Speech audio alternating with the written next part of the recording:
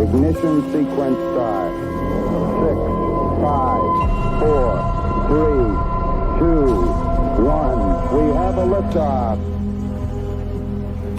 Two Doomed Men podcast, the greatest, ready? The greatest podcast in the history of the country, perhaps even the world by far. I don't think anyone comes close. What's up, Doom Nation, and welcome back. You are listening to the Two Doom Men podcast, and we are live. As always, it's Scagz and yours truly, the Captain. What's up, buddy? What's up, Doom Nation? Excited, trying a little something different tonight. We're going to be live streaming the debate in full. We're also streaming on TikTok, which was an ordeal, but I got it done. Yeah, a 2-day ordeal almost. Yeah, but it's working. So we're going to be playing the whole debate, which is going to be starting in the next 10 minutes or so. We will try not to talk too much so you can actually hear what the candidates are talking about, but we'll be in the background. We'll be providing some commentary and things like that. But I thought we could spend the first 10 minutes. Hold on. Yeah, go ahead. Feel free to comment. Yeah. We're going to try and get to them throughout or on any of the breaks. So if you guys want to drop a comment, say something, please do. Yeah. Or if you want to ask a question, something like that. There will be 2 commercial breaks, apparently. At some point during the debate. So that will be a good time for us to bring up questions and give some thoughts at length. Captain, what do you think, man, going into this? I'm excited. This is like a big moment. You know, anything can happen at this point. As we saw last time, right? I still believe they fed Joe Biden to the wolves. No matter what happens, I know tomorrow morning, unless it's like another like destructive debate where Kamala just bombs harder than Joe Biden, tomorrow's papers are just going to say, you know, Kamala Harris wins, Donald Trump's a racist for being in a room with a woman of color. You know, it's going to be such low-hanging fruit, and Kamala is not going. I think this is going to be like those old-fashioned debates, like where I remember watching one of my first debates, and they asked the nominee a question, and he was just like, well, I want to start off by thanking my wife and God and the Republican Party, and, you know, of course, my donors in the third row, blah, blah, blah. Oh, sir, your time's up. And he's like, yeah, so we're going to get on that on day one, and never answer anything. I think that's Kamala's entire plan for tonight. It'll be interesting for her. I think it's going to be a challenge for her, man. She struggles in these scenarios, right? She hasn't really taken many questions. Trump seems to thrive in these. He only had one debate that I can remember, the one where he overtalked Biden. But now the mics are going to be muted again.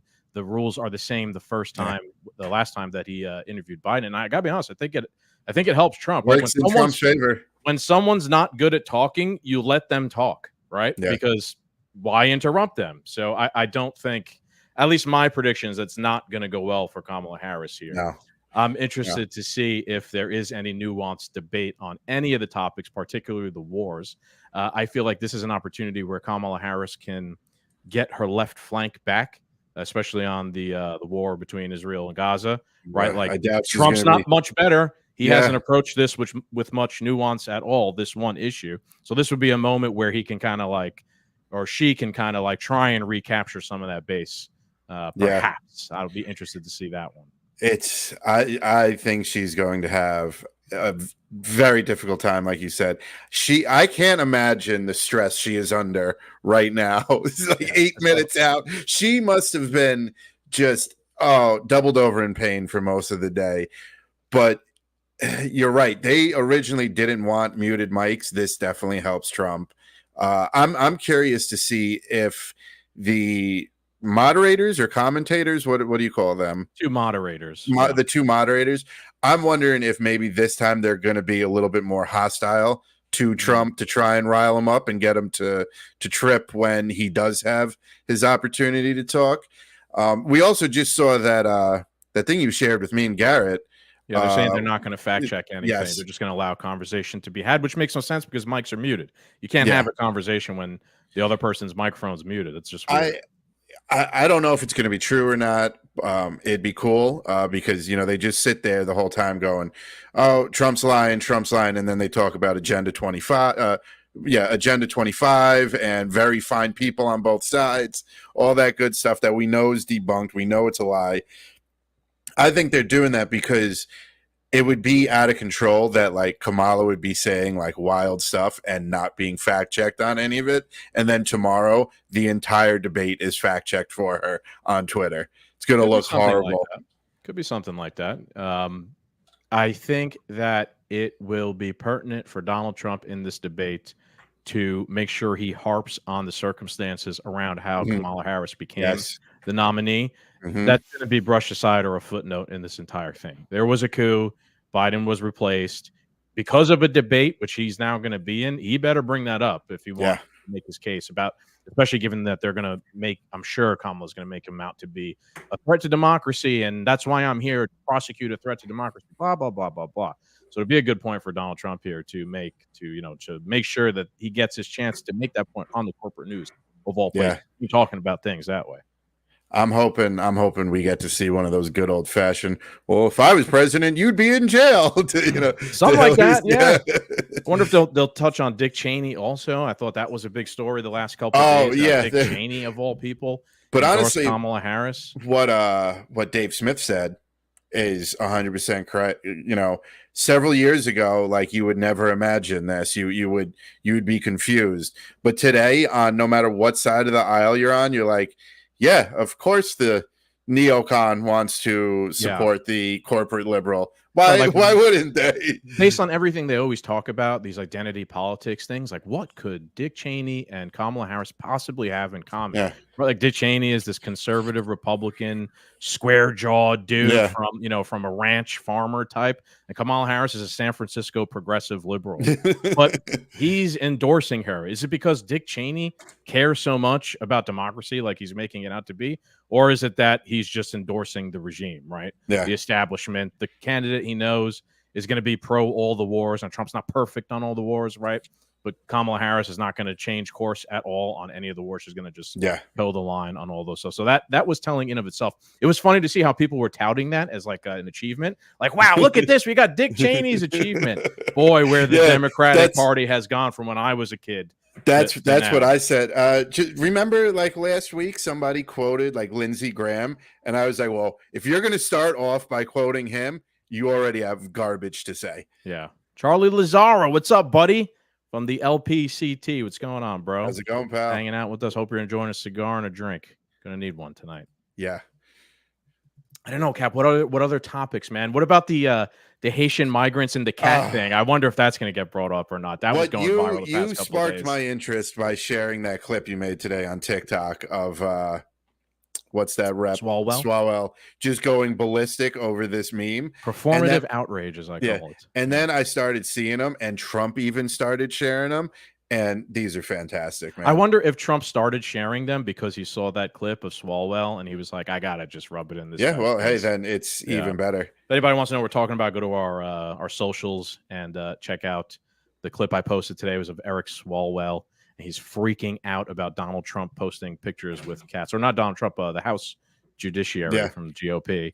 If you don't know what we're talking about there's been a couple of, I will say I haven't confirmed them if they're true or not. Neither have I. It's just a funny story at the moment. It's funny. It's memes. Yeah. It's good. It's good energy. That's how you win nowadays, man, with the meme stuff. But a few stories about Haitian migrants apparently in Ohio that have been caught stealing people's pets and ducks and out killing local ducks park at the park and eating them. Do I know if that's true? I don't know. At the end of the day, I think a lot of the AI generated memes and Republican stuff, it's a bit in kind of humor. At the same time, it's trying to make a point about like unchecked migration and illegal activity, the link there between the two. It is interesting how we're at the phase though from the left side of like it's not happening. Now, so where we always start, it's like we always start off with it's not happening. Then like in a week or two, it's happening, but it's really not as bad as they're making it out to be. Then in a couple of weeks after that, it'll be like it's happening. And then a couple of months after that, it'll be like it's actually good that it's happening. Yeah. That's the transition that they'll go through. Wasn't there headlines recently that was like, oh, it's actually a strong point that Kamala doesn't have any of her policies on her on her website. Having policies now would be a bad move for her campaign. Yeah, for the longest time, I think she might have just uploaded a few yesterday or the day before. For the longest time, it was Did you check today? It was the maybe last week was the last time I want to say I checked. Yeah, it was 3 buttons. It was like. Yeah, it was donate, like about me. Pictures, donate and Tim pictures, Waltz, and like the schedule of their upcoming events and things like that. So it says about a minute and a half here to go. We'll see. Captain and I were saying at the beginning, I wonder if they're actually going to start promptly or if they're going to like start. They're going to introduce them, but hopefully it's not like the red carpet event. They just are like, here's the rules, here they come. It will be interesting to see. I wonder about the war in Ukraine. Obviously, you guys know me. If you watch the show, the wars are my biggest topics and beefs with all these candidates. I wonder if they'll touch on that one. They're going to have to. Smart. I mean, Trump will be smart to use nuance there in detail. Maybe point out the fact that when they first became president and vice president, that Kamala Harris went over there and provoked Ukraine, saying that they joined NATO. This is before the war even broke out. I hope he makes that point. Right, another thing that a lot of people need to see. It looks like they might be starting here soon. They're all looking at the camera now, the announcers. So keep an eye on it. Go into it then. Yeah. Again, anybody who's yes, Victor, we are live streaming the debate. Yeah, we are. As soon as it actually transfers over to the debate itself. So again, like we were saying before, if you just joined in, there's supposed to be 2 breaks at some point, and at those 2 breaks, we will give some commentary, and we will, if you guys ask any questions in the comments, we will try and answer them. It looks like they are about to start. Oh, boy. Let's go over, see what they have to say. Upended just weeks ago, President Biden withdrawing after his last debate. Donald Trump now up against a new opponent. The candidates separated by the smallest of margins, essentially tied in the polls nationally and in the key battlegrounds, including right here in Pennsylvania, all still very much in play. The ABC News presidential debate starts right now. Bum, bum, bum. The most so there's a little fluff before, of course, right? They should play Monday Night Raw. or Monday Night Football. Dun, dun, dun, dun, dun, dun, dun, dun. Dun, dun, dun, dun, dun, dun, dun, dun, dun. Let's take a couple comments while we're here at it. Chris, what's up, Chris? Everybody go check out Chris. He's our buddy, streamer, KRYZ. He says, I just want to know who's running the country while homie is licking ice cream on a beach for 2 weeks. That's that. I actually posted that today. The U.S. has no functional president and has not had one for months. And it's barely noticeable and barely matters because there's a permanent, unelected machine that runs the government. Gondor has no king. Gondor needs no king. It's deep state, bro. The deep state's really the president. It's not like Biden was the president before that, to be honest with you. Debate since President Biden withdrew from the race on July 21st. Of course, that decision followed his debate against President Donald Trump in June. Since then, this race has taken on an entirely new dynamic. Yeah. And that brings us to the rules of tonight's debate. 90 minutes with 2 commercial breaks. No topics or questions have been shared with the campaigns. The candidates will have 2 minutes to answer questions, and this is the clock. That's what they'll be seeing. 2 minutes for rebuttals and 1 minute for follow-ups, clarifications, or responses. Their microphones will only be turned on when it's their turn to speak. No pre-written notes allowed. There is no audience here tonight in this hall at the National Constitution Center. This is an intimate setting for two candidates who have never met. By the way, they President made Trump won the coin toss. He chose to deliver the so they made a final smaller closing podium for Kamala Harris, so she doesn't look weird or so let's now welcome super the candidates small to the compared stage. to him. Vice President Kamala Harris and President Donald Trump. Ding, ding.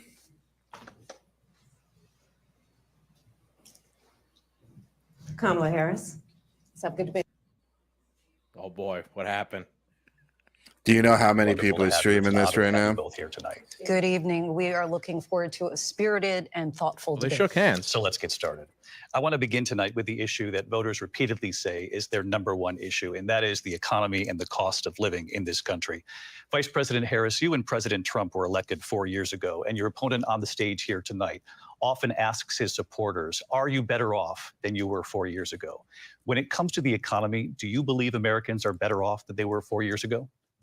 So I was raised as a middle-class kid, and I am actually the only person on this stage who has a plan that is about lifting up the middle class and working people of America. I believe in the ambition, the aspirations, the dreams of the American people. And that is why I imagine and have actually a plan to build what I call an opportunity economy. Because here's the thing. We know that we have a shortage of homes and housing, and the cost of housing is too expensive for far too many people.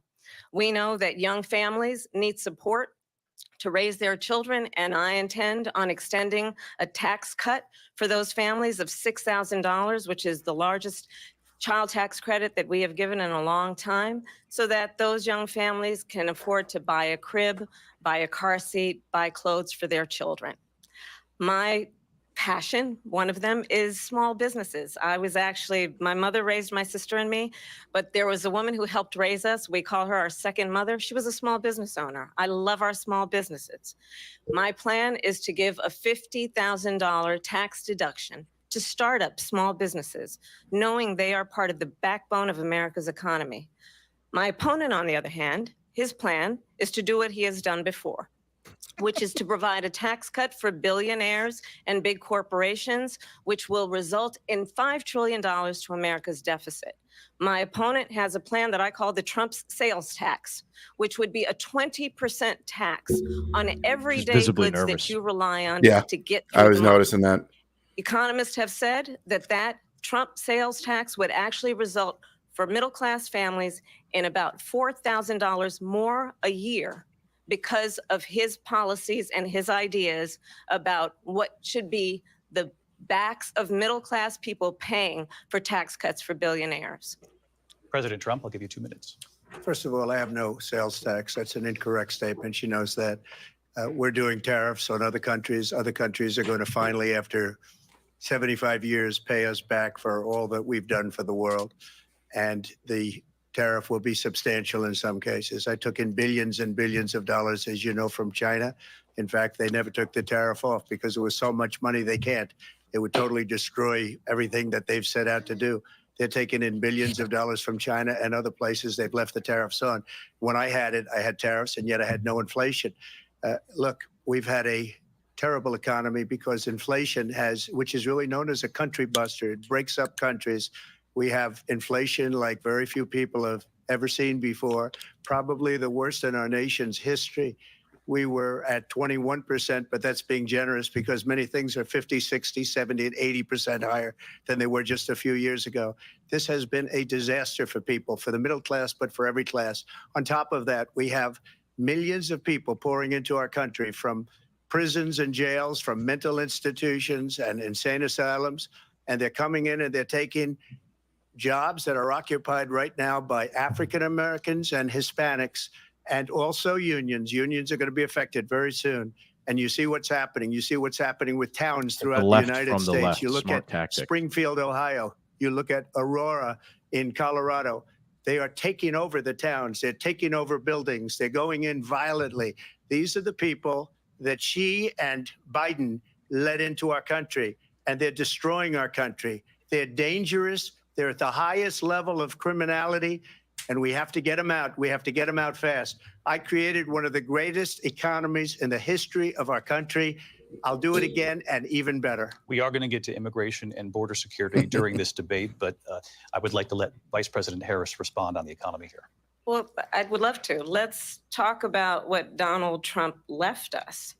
Donald Trump left us the worst unemployment since the Great Depression. Because you Donald closed the Trump economy. left us the worst public health epidemic in a century. Donald Trump left us the worst attack on our democracy since the Civil War. And what we have done is clean up Donald Trump's mess. What we have done and what I intend to do is build on what we know are the aspirations and the hopes of the American people. But I'm going to tell you all in this debate tonight, you're going to hear from the same old tired playbook, a bunch of lies, grievances, and name calling.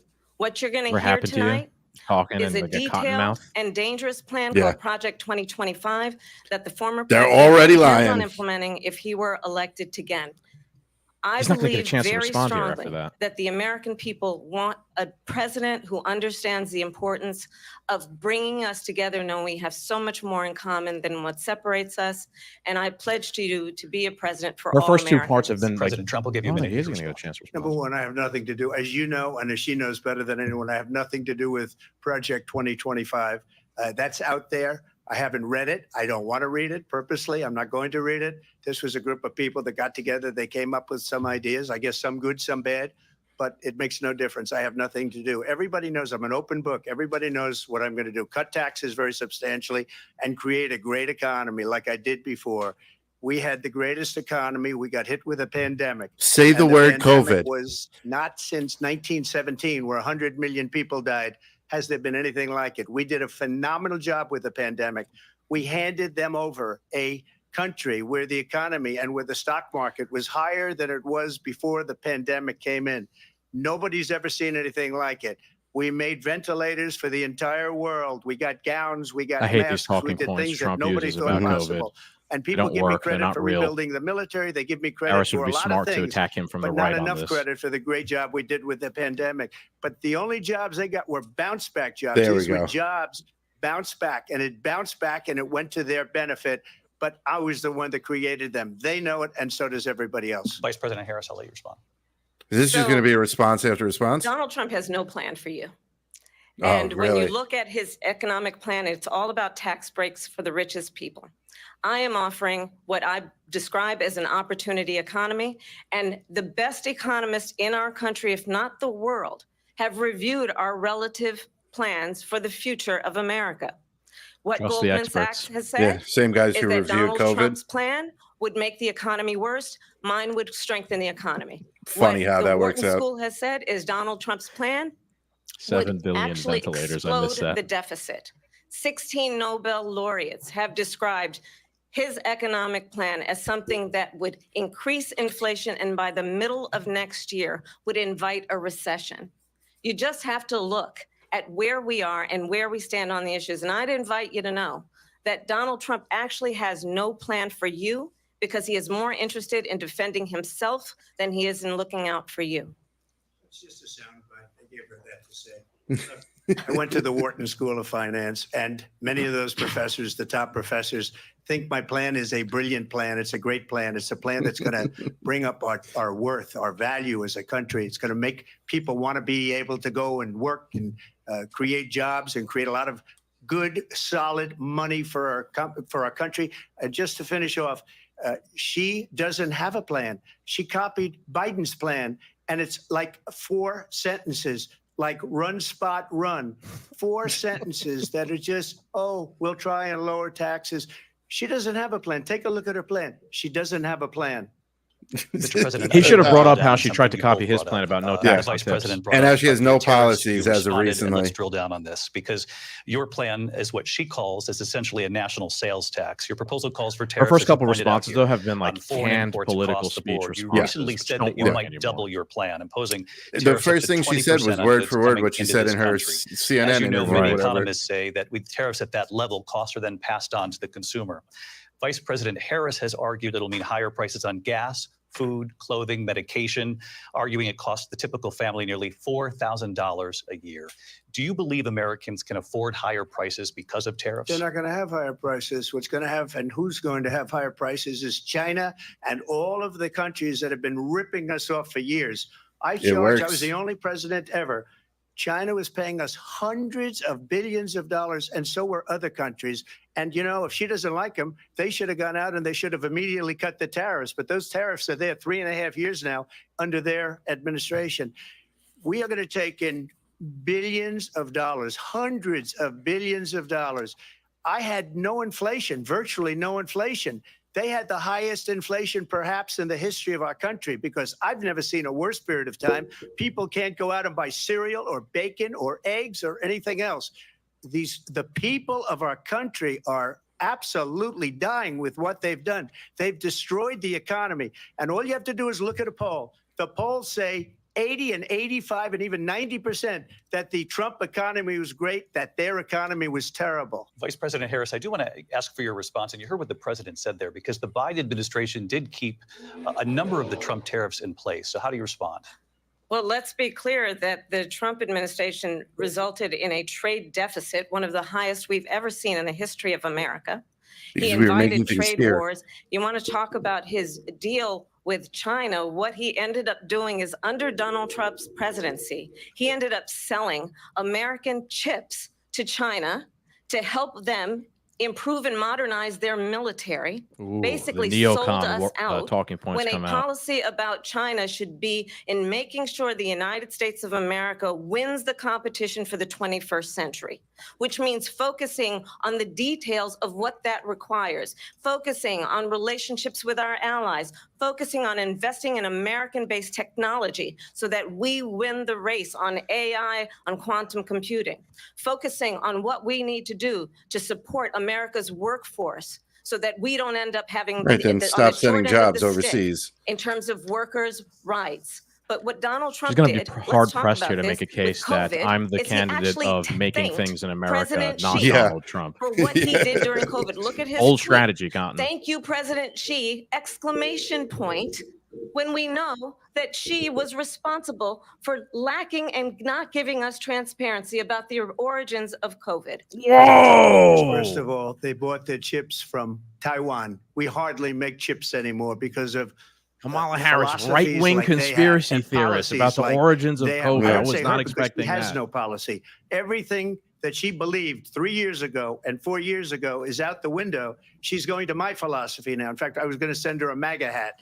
She's gone to my philosophy. But if she ever got elected, she'd change it. And it will be the end of our country. She's a Marxist. Everybody knows she's a Marxist. Her father's a Marxist professor in economics, and he taught her well. But when you look at what she's done to our country, racist talking about my daddy, millions and millions of people that are pouring into our country monthly, where it's, I believe, 21 million people, not the 15 that people say. And I think it's a lot higher than the 21. That's bigger than New York State pouring in. And just look at what they're doing to our country. They're criminals. Many of these people coming in are criminals. And that's bad for our economy. Heard this. You know, you mentioned before, we'll talk about immigration later. Well, bad immigration is the worst thing that can happen to our economy. They have, and she has, destroyed our country with policy that's insane. Almost policy that you'd say they have to hate our country. President Trump, thank you. Lindsay? I want to turn to the issue of abortion. Oh, President Trump, you've often touted, dude, I thought that was so interesting that she mentioned not pressing President Xi on the origins of COVID. That was interesting. We'll have to maybe talk about that a little bit later. Last month, you said that your administration would be great for women and their reproductive rights. In your home state of Florida, you surprised many with regard to your 6-week abortion ban, because you initially had said that it was too short. And you said, quote, I'm going to be voting that we need more than 6 weeks. But then the very next day, you reversed course and said you would vote to support the 6-week ban.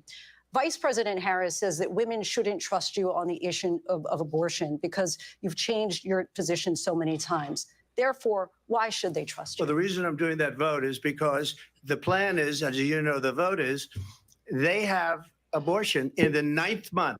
They even have, and you can look at the governor of West Virginia, the previous governor of West Virginia, not the current governor, who's doing an excellent job, but the governor before, He said the baby will be born and we will decide what to do with the baby. In other words, we'll execute the baby. And that's why I did that, because that predominates, because they're radical. The Democrats are radical in that. And her vice presidential pick, which I think was a horrible pick, by the way, for our country, because he is really out of it. But her vice presidential pick says abortion said he's weird. Is absolutely fine. He also says execution after birth. It's execution, no longer abortion, because the baby is born, is okay. And that's not okay with me, hence the vote. But what I did is something for 52 years. They've been trying to get Roe v. Wade into the states. And through the genius and heart and strength of 6 Supreme Court justices, we were able to do that. Now, I believe in the exceptions for rape, incest, and life of the mother. I believe strongly in it. Ronald Reagan did also. 85% of Republicans do. Exceptions, very important. But we were able to get it, and now states are voting on it. And for the first time, you're going to see, look, this is an issue that's torn our country apart for 52 years. Every legal scholar, it's a great talking point. Every Republican, liberal, conservative, they all wanted this issue to be brought back to the states where the people could vote. And that's what happened. Now, Ohio, the vote was somewhat liberal. Kansas, the vote was somewhat liberal, much more liberal than people would have thought. But each individual state is voting. It's the vote of the people now. It's not tied up in the federal government.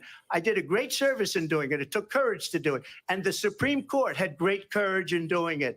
And I give tremendous credit to those 6 justices. There is no state in this country where it is legal to kill a baby after it's born. Oh, they said they weren't going to fact check. I want to get your response to President Trump. Well, it's Ralph Northam, by the way, he was quoting. I that's suggest not people go look that up. Surprising fact. Told you they're going to be a little bit more hostile to him. Donald Trump hand-selected 3 members of the United States Supreme Court with the intention that they would undo the protections of Roe v. Wade. You're just mad because you wanted them. They did exactly as he intended. And now in over 20 states, there are Trump abortion bans, which make it criminal for a doctor or nurse to provide health care. In one state, it provides prison for life. Trump abortion bans that make no exception even for rape and incest, which understand what that means. A survivor of a crime, a violation to their body, does not have the right to make a decision about what happens that she's making a point that he's for this after he just said he's not for it. One does not have to abandon their faith or deeply held beliefs to agree. The government, and Donald Trump certainly, should not be telling a woman what to do with her body. I have talked with women around our country. You want to talk about this is what people wanted? Pregnant women who want to carry a pregnancy to term, suffering from a miscarriage, being denied care in an emergency room because the healthcare providers are afraid they might go to jail, and she's bleeding out in a car in the parking lot. She didn't want that. Her husband didn't want that. A 12 or 13-year-old survivor of incest being forced to carry a pregnancy to term. They don't want that. And I pledge to you, when Congress passes a bill to put back in place the protections of Roe v. Wade, as President of the United States, I will proudly sign it into law. But understand, if Donald Trump were to be reelected, he will sign a national abortion ban. Understand, in his Project 2025, there would be a national abortion, a monitor that would be monitoring your pregnancies, your miscarriages. I think the American people believe that certain freedoms, in particular the freedom to make decisions about one's own body, these lies, should not be made by the government. Thank you, Vice President Harris. Well, there she goes again. It's a lie. I'm not signing a ban, and there's no reason to sign a ban because we've gotten what everybody wanted. Democrats, Republicans, a decentralized version. We've talked about this before, Cap, right? Like, it's not perfect, but it's much better than what we had to do. The people choose for their state. That's it. Setting the precedent of going back to the states and decentralizing the federal government's power. And they wanted it back in the states. It's not perfect, but it's not. I did something that nobody thought was possible. The states are now voting. And to sit there and continuously go on about Agenda 25, Project 25 is ridiculous. I'm not in favor of abortion ban, but it doesn't matter because this issue has now been taken over by the states. That they use. Would you veto a instead of national talking about the abortion ban? Well, I won't have to because, again, two things. Number one, she said she'll go back to Congress. She'll never get the vote. It's impossible for her to get the vote, especially now with the 50-50 and essentially 50-50 in both Senate and the House.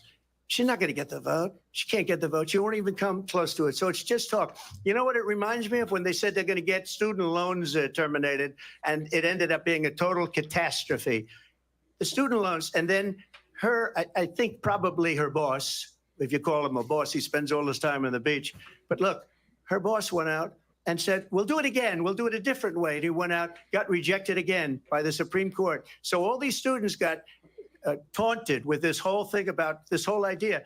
And oh boy, it's freezing up. It's a good point he's making. How they say that they believe in kind of like the rule of law in the process, but when it came to the student loans thing, Biden just kept trying to override it. They talked about that they talk about abortion. But if I could just get a yes or no, because your running mate, J.D. Vance, has said that you would veto it if it did come to your desk. Well, I didn't discuss it with J.D. In all fairness, J.D. And I don't mind if he has a certain view, but I think he was speaking for me, but I really didn't. Look, we don't have to discuss it because she'd never be able to get just it. say no. She couldn't get student loans. They couldn't get student loans. They didn't even come close to getting student loans. You and your vice president are on the same page about policy, especially something like vetoing. They can Good thing she's probably not smart enough to. It doesn't matter what she says about going to Congress. So wonderful. Let's go to Congress. Do it. But the fact is that for years they wanted she could go to get Congress out of now. Congress and out of the federal government, and we did something that everybody said couldn't be done. And now you have a vote of the people on abortion. Vice President, it was a good follow-up question by the moderator. That's how journalism should be done, but they probably won't do that for Kamala on these issues. On a woman's right to an abortion. I absolutely support reinstating the protections of Roe v. Wade, and as you rightly mentioned, nowhere in America is a woman carrying a pregnancy to term and asking for an abortion. That is not happening. It's insulting to the women of America. And understand what has been happening under Donald Trump's abortion bans. Couples who pray and dream of having a family are being denied IVF treatments. What is happening in our country? Working people, working women who are working 1 or 2 jobs, who can barely afford childcare as it is, have to travel to another state to get on a plane sitting next to strangers to go and get the health care she needs. Barely can afford to do it, and what you are putting her through is unconscionable. And the people of America have not, the majority of Americans believe in a woman's right to make decisions about her own body. And that is why in every state where this issue has been on the ballot, how there's no reaction out of Trump. The people of America have voted for freedom. Vice President Harris, excuse me, I have to respond. Another lie. It's another lie. I have been a leader on IVF, which is fertilization. The IVF, I have been a leader. In fact, when they got a very negative decision on IVF from the Alabama courts, I saw the people of Alabama and the legislature 2 days later voted it in. I've been a leader on it. They know that, and everybody else knows it. I have been a leader on fertilization, IVF. Yeah. And the other thing, he's missing a good route to hit her on this too. She's saying that he doesn't believe in freedom of choice. All he has to do is be like, hey, you guys tried to mandate the vaccine on everyone. Why don't you ask her that question? Why don't you answer the question? Would you because veto? Under Roe v. Wade, answer the question, would you veto? You could do abortions in the 7th month, the 8th month, the 9th month, and probably after birth. Yes, just look at the former governor of Virginia. The governor of Virginia said we put the baby aside and then we determine what we want to do with the baby. President Trump, thank you. We're going to turn now to immigration and border security. We know it's an issue that's important it just went from bad to worse. Voters across the board in this country. Vice President Harris, you were tasked. A lot of freezes, man. I guess there are a lot of people working. Hey, remember the last debate kicked everybody off the streaming services? A record high in the Biden administration. This past June, President Biden imposed tough new asylum restrictions. We know the numbers since then have dropped significantly. But my question to you tonight is, why did the administration wait until 6 months before the election to act? And would you have done anything differently from President Biden on this? So I'm the only person on this stage who has prosecuted transnational criminal organizations for the trafficking of guns, drugs, and human beings. And let me say that the United States Congress, including some of the most conservative members of the United States Senate, came up with a border security bill, which I supported. And that bill would have put 1,500 more border agents on the border to help those folks who are working there right now overtime, trying to do their job. It would have allowed us to stem the flow of fentanyl coming into the United States. I know there are so many families watching tonight. She gave the exact same answer in her interview. By the surge of fentanyl in our country. That bill would have put more resources to allow us to prosecute transnational criminal organizations for trafficking in guns, drugs, and human beings. But you know what happened to that bill? Donald Trump got on the phone, called up some folks in Congress, and said, kill the bill. And you know why? Because he'd prefer to run on a problem instead of fixing a problem. And understand, like you, this comes at a time where the people of our country actually need That's exactly a what they're trying to do with who abortion. Engages in solutions, Continue who it to be actually a wedge addresses issue. the problems at hand. But what we have in the former president is someone who would prefer to run on a problem instead of fixing a problem. And I'll tell you something, he's going to talk about immigration He'd be a lot smart tonight, to bring even up when the it's Border not subject Patrol that is being president's raised. point about that And they I'm didn't going to need actually more do agents or something really money. unusual, They and I'm need to going to do their invite jobs. you See to if he attend brings one of that up. Donald Trump's rallies, because it's a really interesting thing to watch. You will see during the course of his rallies, he bold talks strategy. about She's telling fictional people to go to his characters like rallies? Hannibal Lecter. He I will don't know how talk that one's about going to work out for you, windmills Kamala. cause cancer. And what you will also notice is that people start leaving his rallies early out of exhaustion and boredom. And I will tell you, the one thing you will not Okay, hear we can him talk fact check about that one. We went is to the you. Bronx You will not rally, hear him and talk people about did not your leave needs, early. your dreams, They were there and to the very end. and your desires. And I'll tell you, I believe you deserve a president who actually puts you first. And I pledge to you that I will. Vice President Harris, thank you. President Trump, on that point, I want to get your response. Well, I would like to respond. Let me just ask, though, why did you try to kill that bill, and successfully so? That would have put thousands of additional agents and officers on the border. First, let me respond as to the Please. rallies. She said No, don't. people don't go to her rallies. There's no reason to go. And the people that do go, she's bussing them in and paying them to be there and then showing them in a different light. So she can't talk about that. People don't leave my rallies. We have the biggest rallies, the most incredible rallies in the history of politics. That's This because is where I people hate want to Trump. take their country back. Our country is being lost. We're a For anybody failing watching, nation. I suggest And you it go happened watch our 3.5 video at the years Bronx ago. rally. And what's going on here, you're going to end up in World War III, just to go into another subject. What they have done to our country by allowing these millions and millions of people to come into our country, and look at what's happening to the towns all over the United States. And a lot of towns don't want to talk. It's not going to be Aurora or Springfield. A lot of towns don't want to talk about it because they're so embarrassed by it. In Springfield, they're eating the dogs, the people that came in. They're eating the cats. They're eating the pets of the people that live there. And this is what's happening in our country. And it's a shame. As far as rallies are concerned, as far as the reason they go is they like what I say. They want to bring our country back. They want to make America great again. It's a very simple phrase, make America great again. She's destroying this country. And if she becomes president, this country doesn't have a chance of success. We have our answer. I felt like he went too early to the cat will end thing. up being You should Venezuela have used that as a on rebuttal. steroids. I just want to clarify Hook, here. You bring up line, and Springfield, sinker on that Ohio, one. And ABC News did reach out to the city manager there. He told us there have been no credible reports of specific claims of pets being harmed, injured, or abused by individuals Fact within checking. the immigrant community. Well, All I've this- seen people on television. Let me just say here, this is The people on television say clear- my dog was taken and used for food. So maybe he said that, and maybe that's Get a good the thing media to to say say for a you city can't believe manager. everything you hear on the taking this from news. But the television. people I'm on taking it from the television city saying their manager. dog was eaten by the people that went there. Oh man, hook, Again, line, the and Springfield sinker city on this manager one, says Trump. there's no evidence of that. Vice We'll President find Harris, out. I'll let you respond to the rest of it. You talk about extreme. Gave her this one. This is, I think, one of the reasons why in this election, I actually have the endorsement of 200 Republicans who have formerly worked with President Bush, Mitt Romney, and John McCain, including the trustworthy endorsement people. of former Vice President Dick let her flush Cheney this one and out. Congress member Liz Cheney. Oof. And if you want to really know the inside track on who the former president is, if he didn't make it clear already, Just ask people who have worked with him. His former chief of staff, a 4-star general, has said he has contempt for the Constitution of the United States. His former national security advisor has said he is dangerous and unfit.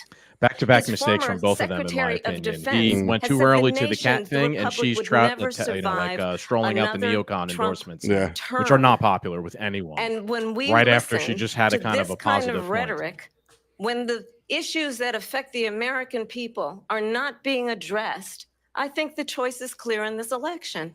President Trump, I'll give you a quick minute to respond here. Thank you, because when I hear that, see, I'm a different kind of a person. I fired most of those people, not so graciously. They did bad things or a bad job. I fired them. They never fired one person. They didn't fire anybody having to do with Afghanistan and the Taliban and the 13 people who's were just killed, viciously and violently killed. And I got to know the parents and the family. They didn't fire. They should have fired all those generals, all those top people, because that was one of the most incompetently handled situations anybody has ever seen. So when somebody does a bad job, I fire him. And you take a guy like Esper. He was no good. I fired him. So he writes a book. Another one writes a book, because with me, they can write books. With nobody else can they? But they have done such a poor job, and they never fire anybody. Look at the economy. Look at the inflation. They didn't fire any of their economists. They have the same people. That's a good way not to have books written about you. But just to finish, I got more votes than any Republican in history by far. In fact, I got more votes than any sitting president in history by far. No. Let me continue on immigration. It was what you wanted to talk about. You had a window earlier, there so to let's make get the back to your anti-war deportation that these people want us to get that the into vice more president wars, has et cetera. He reacted didn't make to that as point. well. He went back to President it, Trump, you called this the largest domestic deportation operation in the history of our country. You say you would use the National Guard. You say if things get out of control, you'd have no problem using the U.S. military. Police, yes. You also said you would use local police. How would you deport 11 million undocumented immigrants? I know you believe that number is much higher. Take us through this. What does this look like? Will authorities be going door to door in this country? Yeah, it is much higher because of them. They allowed criminals, many millions of criminals. What would you do? They allowed terrorists. They allowed common street criminals. They allowed people to come in, drug dealers, to come into our country. And they're now in the United States and told by their countries like Venezuela, don't ever come back or we're going to kill you. Do you know that crime in Venezuela and crime in countries all over the world is way down? You know why? Because they've taken their criminals off the street and they've given them to her to put into our country. And this will be one of the greatest mistakes in history for them to allow. And I think they probably did it because they think they're going to get votes, but it's not worth it, because they're destroying the fabric of our country by what they've done. There's never been anything done like this at all. They've destroyed the fabric of our country. But how would you Millions deport of everyone? people let in, and all over the world, crime is down all over the world except here. Crime here is up and through the roof, despite their fraudulent statements that they made.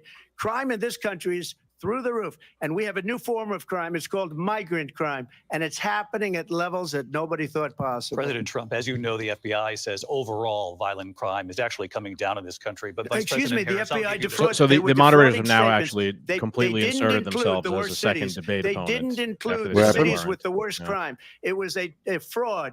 Just like their number of 818,000 jobs that they said they created turned out to be a fraud. President Trump, thank you. I'll let you respond, Vice President Harris. Well, I think this is so rich. I think For national security crimes, economic crimes, election interference, has been found liable for sexual assault, and his next big court appearance is in November at his own criminal sentencing. And He's a let's felon. where each person stands on the issue of what is important about respect for the rule of law and respect for law enforcement. The former vice president called for defunding federal law enforcement, 45,000 agents, get this, on the day after he was arraigned on 34 felony counts.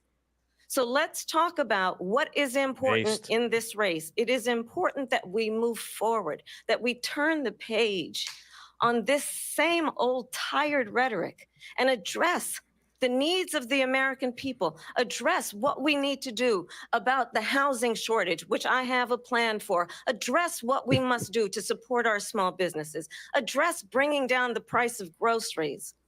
But frankly, I thought that was Russian people disinformation. are exhausted with this same old tired playbook. Vice President Harris, thank you. Excuse me. Every one of those cases was started by them against their political opponent. And I'm winning most of them, and I will win the rest on appeal. And you saw that with the decision that came down just recently from the Supreme Court. I'm winning most of them. But those are cases, it's called weaponization. Never happened in this country. They weaponized the Justice Department. Every one of those cases was involved with the DOJ, from Atlanta and Fani Willis to the Attorney General of New York and the DA in New York. Every one of those cases.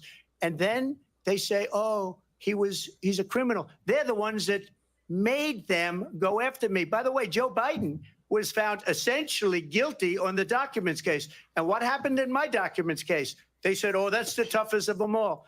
A complete and total victory. 2 months ago, it was thrown out. It's weaponization, and they used it, and it's never happened in this country. They used it to try and win an election. They're fake cases. President Trump, thank you. A really quick response here, Vice President Harris, on this notion of weaponization of the Justice Department. Well, let's talk about extreme and understand the context in which this election in 2024 is taking place.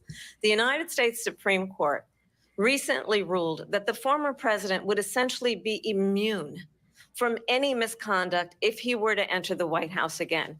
Understand, this is someone who has openly said he would terminate, I'm quoting, terminate the Constitution of the United States, that he would weaponize the Department of Justice against his political enemies. Someone who has openly expressed disdain for members of our military. Understand what it would mean if Donald Trump were back in the White House with She's no doing the I accuse you of all the things. Because certainly we know now the I'm court won't stop him. We know J.D. Vance is not going to stop him. It's up to the American people.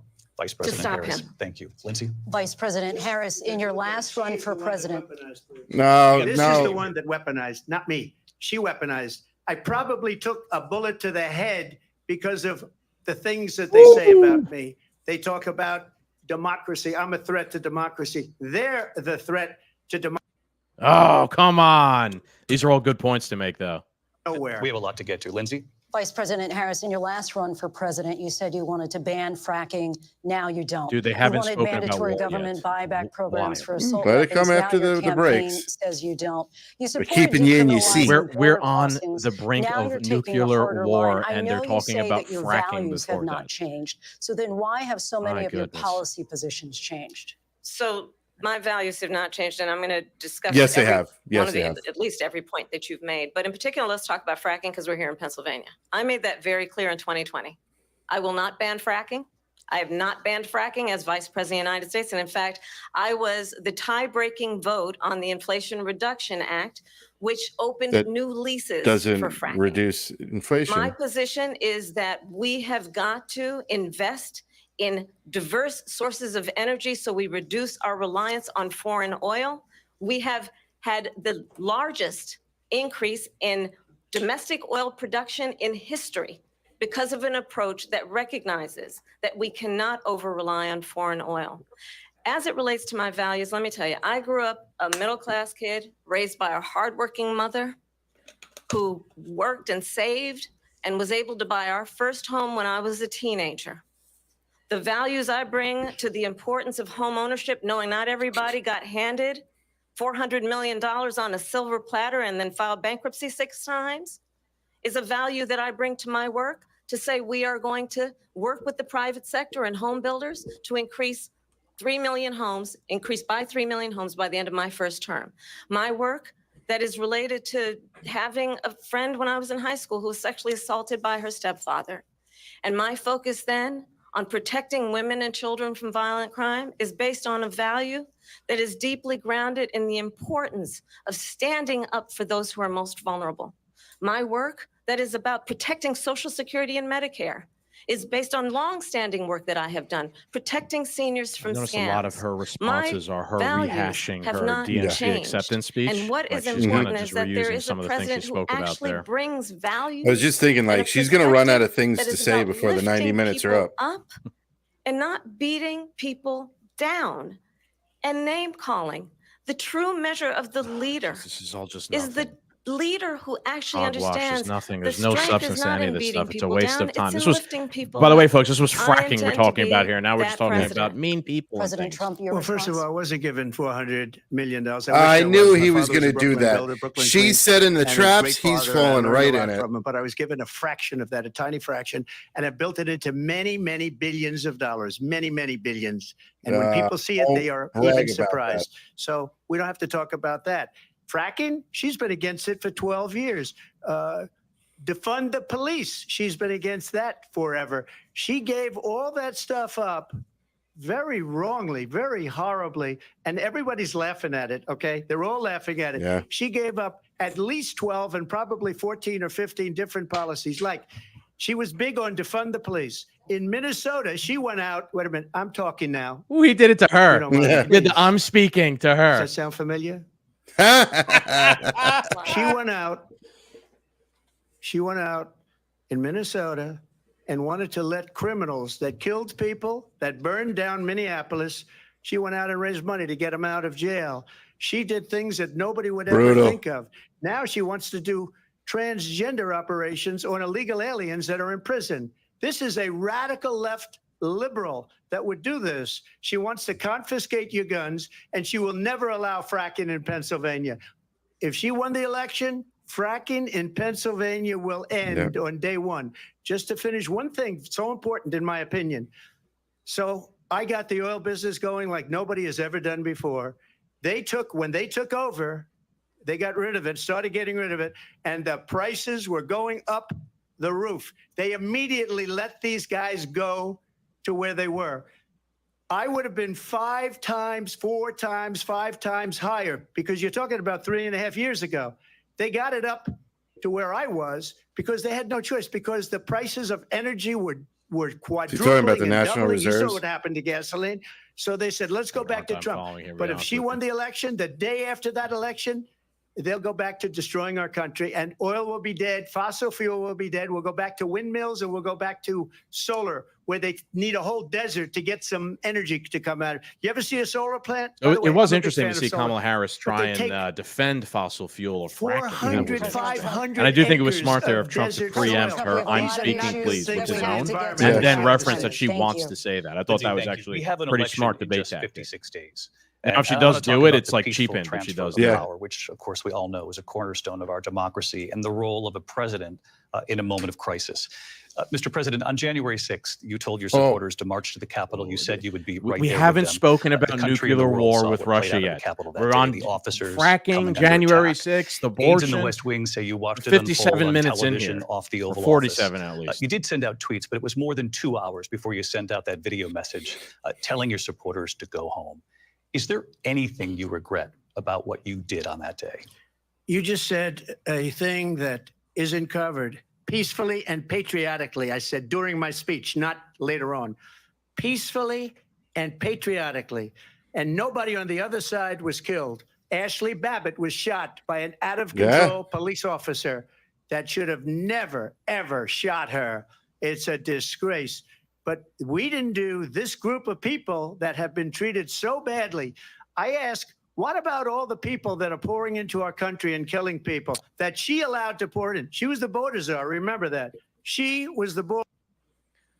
What is she reading? I thought there was no notes. ABC News is really dropping the ball here. She's been taking a lot of notes, I've noticed, this entire time. At the beginning, well, I'm surprised you're not talking about the border yet. That's because she knows what a bad job they've done.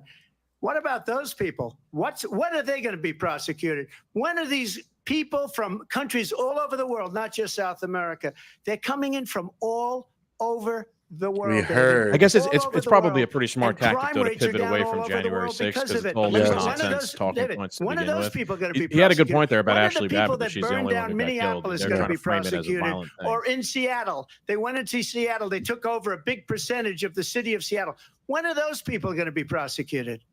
But let me just ask you might ask her that question. You were the president. So you were watching the it unfold on again, television. It's a very simple question as we move forward toward another election.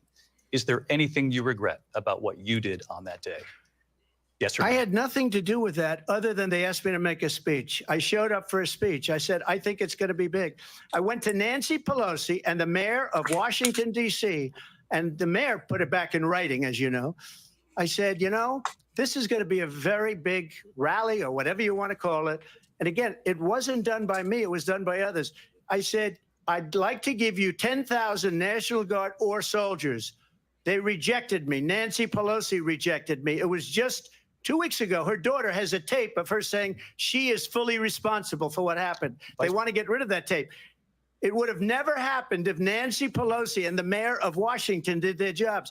I wasn't responsible for security. Nancy Pelosi was responsible. She didn't do her job. The question was about you as president, not about former Speaker Pelosi. But I do want Vice President Harris to respond. Thanks. So she's here, right? She could actually participate in the debate. I was at the Capitol on January 6th. I was the vice president-elect. I was also an acting senator. I was there.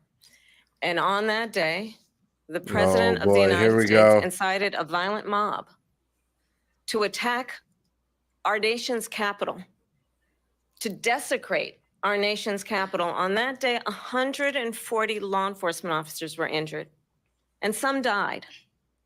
And understand, the former president has been indicted and impeached for exactly that reason. But this is not an isolated situation. Let's remember Charlottesville. Oh, boy. Where I can't there believe was a mob of people carrying tiki torches, and old, spewing anti-Semitic hate. I mean, it is the corporate press channel, though. The president this is like up to the times for them. If you watch Two Do Men podcast, it's all been debunked years ago. Let's remember that when it came to the Proud Boys, a militia, the president said, the former president said, stand back and stand by. Boy, I mean, ABC, they should not be hosting any more debates. That's crazy. I say, we don't have to go back. Let's not go back. We're not going back. It's time to turn the page. And if that was a bridge too far for you, well, there is a place in our campaign for you to stand for country, to stand for our democracy, to stand for rule of law, and to end the chaos. Amazing that they think they're the patriotic ones. And to end the... Crazy. Really, it's been a really poor, I gotta say, so far. That point, Donald Trump, the candidate, has said in this election, there will be a bloodbath. If this, the outcome of this election is not to his liking. Let's turn the page on this. Let's not go back. Let's chart a course for the future. I hope they don't give him a rebuttal, please. A lot of fake things for him to have to Let me just follow up here. It was a different term, and it was a term that related to energy because they have destroyed our energy business. That was where bloodbath was. Also, on Charlottesville, that story has been, as you would say, debunked. Laura Ingraham, Sean Hannity, Jesse, all of these people, they covered it. If they go an extra sentence, they will see it was perfect. It was debunked in almost every newspaper, but they still bring it up, just like they bring 2025 up. They bring all of this stuff up. I ask you this, you talk about the Capitol. Why are we allowing these millions of people to come through on the southern border? How come she's not doing anything? And I'll tell you what I would do, and I would be very proud to do it. I would say we would both leave this debate right now. I'd like to see her go down to Washington, D.C. during this debate because we're wasting a lot of time. Go down to, because she's been so bad, it's so ridiculous. Go down to Washington, D.C. and let her sign a bill to close up the border because they have the right to do it. They don't need bills. They have the right to do it. The president of the United States, you'll get him out of bed. You'll wake him up at 4 o'clock in the afternoon. Right. You'll say, come on, come on down to the office. Let's sign She machine gunned him there with a lot of fake things. It's hard to respond to that. That's actually a good debate tactic by Kamala Harris. All he has to do is say it to the Border Patrol, who are phenomenal. If they do that, the border is closed. Mr. Those President, people are killing many people, unlike J6. We talked immigration here tonight. I do want to focus on this next issue to both of you, because it really brings us this into focus, truth in these times that we're living in. Mr. President, for 3.5 years after you lost the 2020 election, you repeatedly falsely claimed that you won, many times saying you won in a landslide. In the past couple of weeks leading up to this debate, you have said, quote, you lost by a whisker, that you, quote, didn't quite make it, that you came up a little bit short. I said that? Are you now acknowledging that you lost in 2020? No, I don't acknowledge that at all. But I you said did that say sarcastically. You know that. It was said, oh, we lost by a whisker. That was said sarcastically.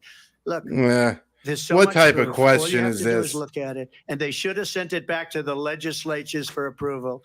I got almost 75 million votes, the most votes any sitting president has ever gotten. I was told if I got 63, which was what I got in 2016, you can't be beaten. The election, people should never be thinking about an election as fraudulent. We need two things. We need walls. And we have to have it. We have to have borders, and we have to have good elections. Our elections are bad. And a lot of these illegal immigrants coming in, they're trying to get them to vote. Boy, you sound like a one-trick pony with all this immigration. And these people are trying to get them to vote. And that's why they're allowing them to come into our country. I did watch all of these pieces of video. I didn't detect the sarcasm, lost by a whisker. We didn't quite make it. And we should just point out here, they're fully debating Donald Trump, by the way, 60 cases in front of many they judges. have not done that no judge looked at it. And said They said we didn't have rebut her standing. and go back and That's forth the with other her thing. at all. They said we didn't have standing. I said I think the hosts are going to be a little bit more aggressive with him. In an election doesn't have standing. The president of the United States doesn't have Wild, standing. given the fact that they said they would not do that. They explicitly said that. If you look at the facts, and I'd love to have you do a special on it. I'll show you Georgia, and I'll show you Wisconsin, and I'll show you Pennsylvania. And they'll let her rebuttal to this, which has so nothing to do with her. Statistics, but you know what? That doesn't matter, because we have to solve the problem that we have right now. That's old news. And the problem that we have right now is we have a nation in decline, and they have put it into decline. We have a nation that is dying, David. Mr. President, thank you. Vice President Harris, you heard the president there tonight. He said he didn't say that he lost by a whisker. So he still believes he did not lose the election that was won by President Biden. Even in the way they framed the question to her, they're reminding her like to try and set her up. For the last couple of days. This was a post from President Trump about this upcoming election just weeks away. He said, when I win, those people who cheated, and then he lists donors, voters, election officials, he says will be prosecuted to the fullest extent of the law, as they which should will be. include long-term prison sentences. One of your campaign's top lawyers responded saying, we won't let Donald Trump intimidate us. We won't let him suppress the vote. Is that what you believe he's trying to do here? Donald Trump was fired by 81 million people. So let's be clear about that. And clearly he is having a very difficult time processing that. But we cannot afford to have a president of the United States who attempts, as he did in the past, to upend the will of the voters in a free and fair election. A lot coming from you running a coup. I have traveled the world as vice president of the United States. Except to Mexico. And world leaders are laughing at Donald Trump. I have talked with military leaders, some of whom worked with you, and they say you're a disgrace. And when you then talk in this way in a presidential debate and deny what over and over again are court cases you have lost because you did, in fact, lose that election, it leads one to believe that perhaps we do not have in the candidate to my right the temperament or the ability to not be confused about fact. That's deeply troubling, and the American people deserve better. I'll give you 1 minute to respond, Mr. President. Let me just tell you about world leaders. Viktor Orban, one of the most respected men, they call him a strong man. He's a tough person, smart. Prime Minister of Hungary. They said, why is the whole world blowing up? 3 years ago, it wasn't. Why is it blowing up? He said, because you need Trump back as president. They were afraid of him. China was afraid, and I don't like to use the word afraid, but I'm just quoting him. China was afraid of him. North Korea was afraid of him. Look at what's going on with North Korea, by the way. He said Russia was afraid of him. I ended the Nord Stream 2 pipeline, and Biden put it back on day one, but he ended the XL pipeline. The XL pipeline in our country. He ended that. But he let the Russians build a pipeline going all over Europe and heading into Germany, the biggest pipeline in the world. Look, Viktor Orban said it. He said the most respected, most feared person is Donald Trump. We had no problems when Trump was president. But when this weak, pathetic man that you saw at a debate just a few months ago, that if he weren't in that debate, he'd be running instead of her. She got no votes. He got 14 million votes. What you did, you talk about a threat to democracy. Yes. 14 million votes, and they threw him out of office. And you know what? I'll give you a little secret. He hates her. He can't stand her. Oh, but he got 14 million votes. They threw him out. She got 0 votes. And when she ran, she was the first one to leave because she failed. And now she's running. I don't understand it, but I'm okay with it because your time is I up. think we're going to do very well. We've got a lot more to get to. Turning now to the Israel-Hamas war and the hostages who are still being held, Americans among them. Vice President Harris, in December, you said, quote, Israel has a right to defend itself, but you added, quote, it matters how, saying international humanitarian law must be respected. Israel must do more to protect innocent civilians. You said that 9 months ago. Now an estimated 40,000 Palestinians are dead. Nearly 100 hostages remain. Just last week, Prime Minister Benjamin Netanyahu said there's not a deal in the making. President Biden has not been able to break through the stalemate. How would you do it? Well, let's understand how we got here. On October 7, Hamas, a terrorist organization, slaughtered 1,200 Israelis. Many of them young people who were simply attending a concert. Women were horribly raped. And so absolutely, I said then, I say now, Israel has a right to defend itself. We would. And how it does so matters, because it is also true, far too many innocent Palestinians have been killed. Children, mothers. What we know is that this war must end. It must end immediately, and the way it will end is we need a ceasefire deal and we need the hostages out. And so we will continue to work around the clock on that. Work around the clock, also understanding that we must chart a course for a two-state solution. And in that solution, there must be security for the Israeli people and Israel, and in equal measure for the Palestinians. But the one thing I will assure you always, I will always give Israel the ability to defend itself, in particular as it relates to Iran and any threat that Iran and its proxies pose to Israel.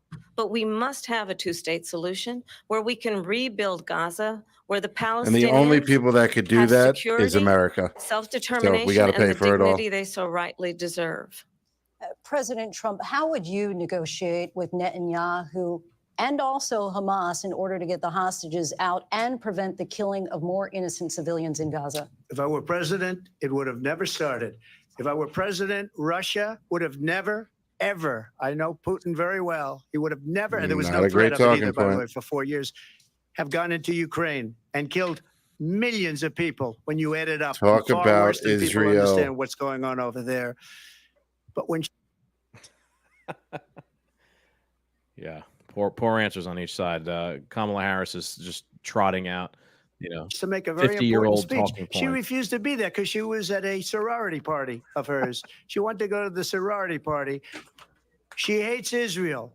If she's president, I believe that Israel will not exist within 2 years from now. And I've been pretty good at predictions, and I hope I'm wrong about that one.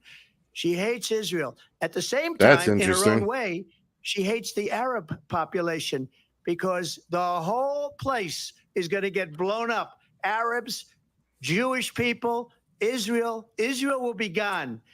It would have never happened. Iran was broke under Donald Trump. Now Iran has $300 billion because they took off all the sanctions that I had.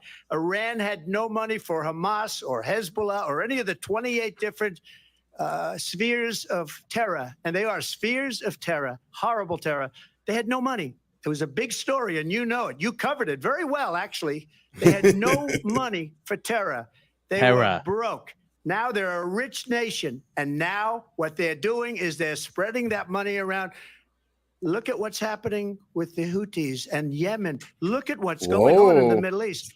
This would have never happened I will get that settled and fast, and I'll get the war with Both of them Ukraine gave and no Russia answer. ended. The question was, If I'm how would you president-elect, get it? I'll Both get of them it gave done no answer before to that. even Just said that they becoming would. president. Vice President Harris, he says you hate Israel.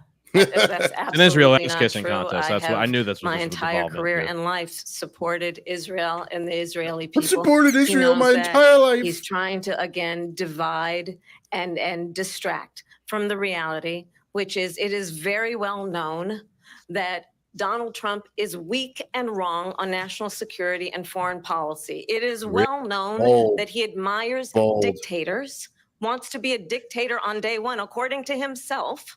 It is well known that he said of Putin that he can do whatever the hell he wants and go into Ukraine. It is well known that he said when Russia went into Ukraine, it was brilliant. It is well known he exchanged love letters with Kim Jong-un. And it is absolutely well known that these dictators and autocrats are rooting for you to be president again because they're so clear. They can manipulate you with flattery and favors. And that is why so many military leaders who you have worked with have told me you are a disgrace. You already used that line. That is why we understand that we have to have a president who is not consistently weak and wrong on national security, including the importance of upholding and respecting in highest regard our military. Dave Smith should have ran for president, man. He would have been lighting them up on this. And she's the one that caused it. That's weak on national security by allowing every nation last month for the year, 168 different countries sending people into our country. Their crime rates are way down. Putin endorsed her last week, said, I hope she wins. And I think he meant it because what he's gotten away with is absolutely incredible. It wouldn't have happened with me. The leaders of other countries think that they're weak and incompetent, and they are. They're grossly incompetent. And I just ask one question. Why does Biden go in and kill the Keystone Pipeline and approve the single biggest deal that Russia's ever made, Nord Stream 2, the biggest pipeline anywhere in the world going to Germany and all over Europe? Because they're weak and they're ineffective. And Biden, by the way, gets paid a lot of money. Thank you. We have a lot of issues to get Those to. talking points don't We'll be right work back with with Russia. much more of He's this taking historic the ABC neocon News talking. presidential debate. All right. Looks like they're going to break now. Jesus Christ. I need a break. I need a smoke break. Fucking. Yeah, man. Boy, let me tell you. So my initial thoughts or reactions so far is they're both doing really bad. Yeah. I'm not impressed by either of them. There was a couple of interesting moments, but I think that they've both given terrible answers. There was no answer at all to the Israel question there. Neither of them. They didn't even talk about Israel. Yeah, they are constantly both trying to pivot to something else, like some wedge issue or a culture war thing.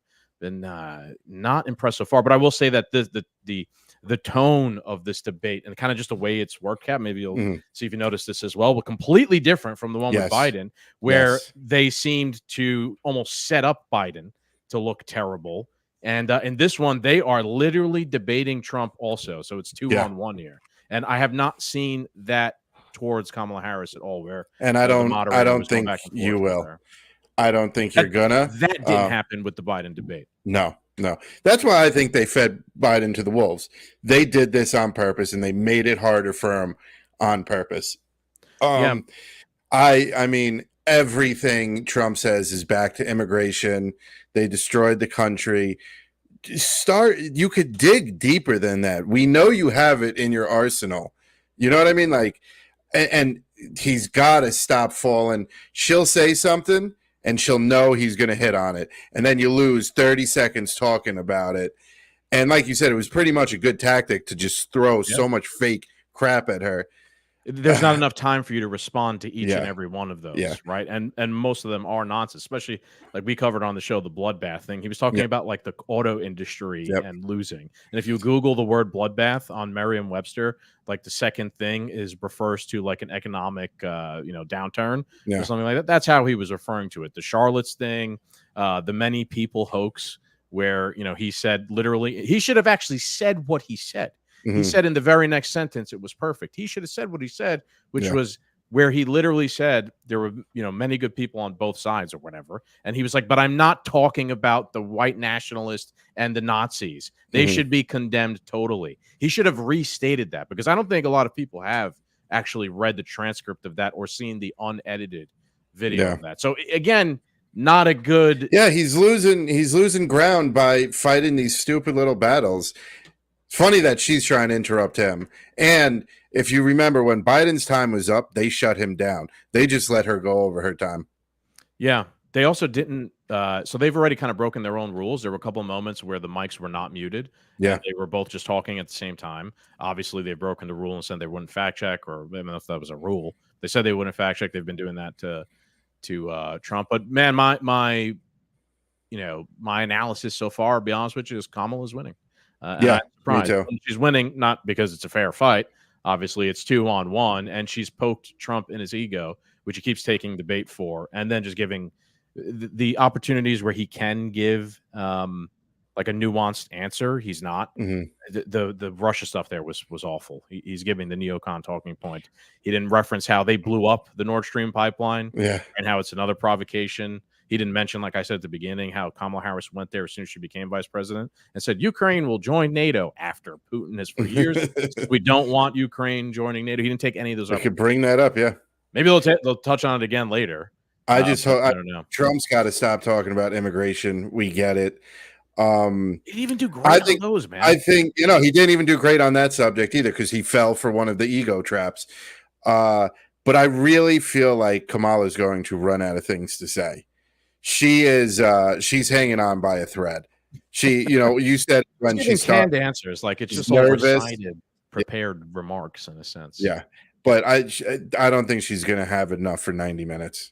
We'll see. By the way, for those who are watching, for those who are tuned in, thank you. If you have any comments or questions, drop them in the thing. If you are surprised that Captain and I criticized Donald Trump, we are real. We're not just in the bag for anyone. We just say what we are thinking. We're, I'm sure, right? If we could prefer one of these two candidates, I say we both probably prefer Donald Trump, of course, right? But we just call it as we see it. Maybe we're wrong. Maybe we're not right, but I'm not getting a good vibe so far from this debate performance. No, he's got to change his attitude, because he did great against Biden, and now he's just going back to his old. And tomorrow, like I said, cover the news. Trump's racist for just so much as talking to Kamala, so. The most surprised I was how she mentioned that he didn't press President Xi of China on the origins of COVID.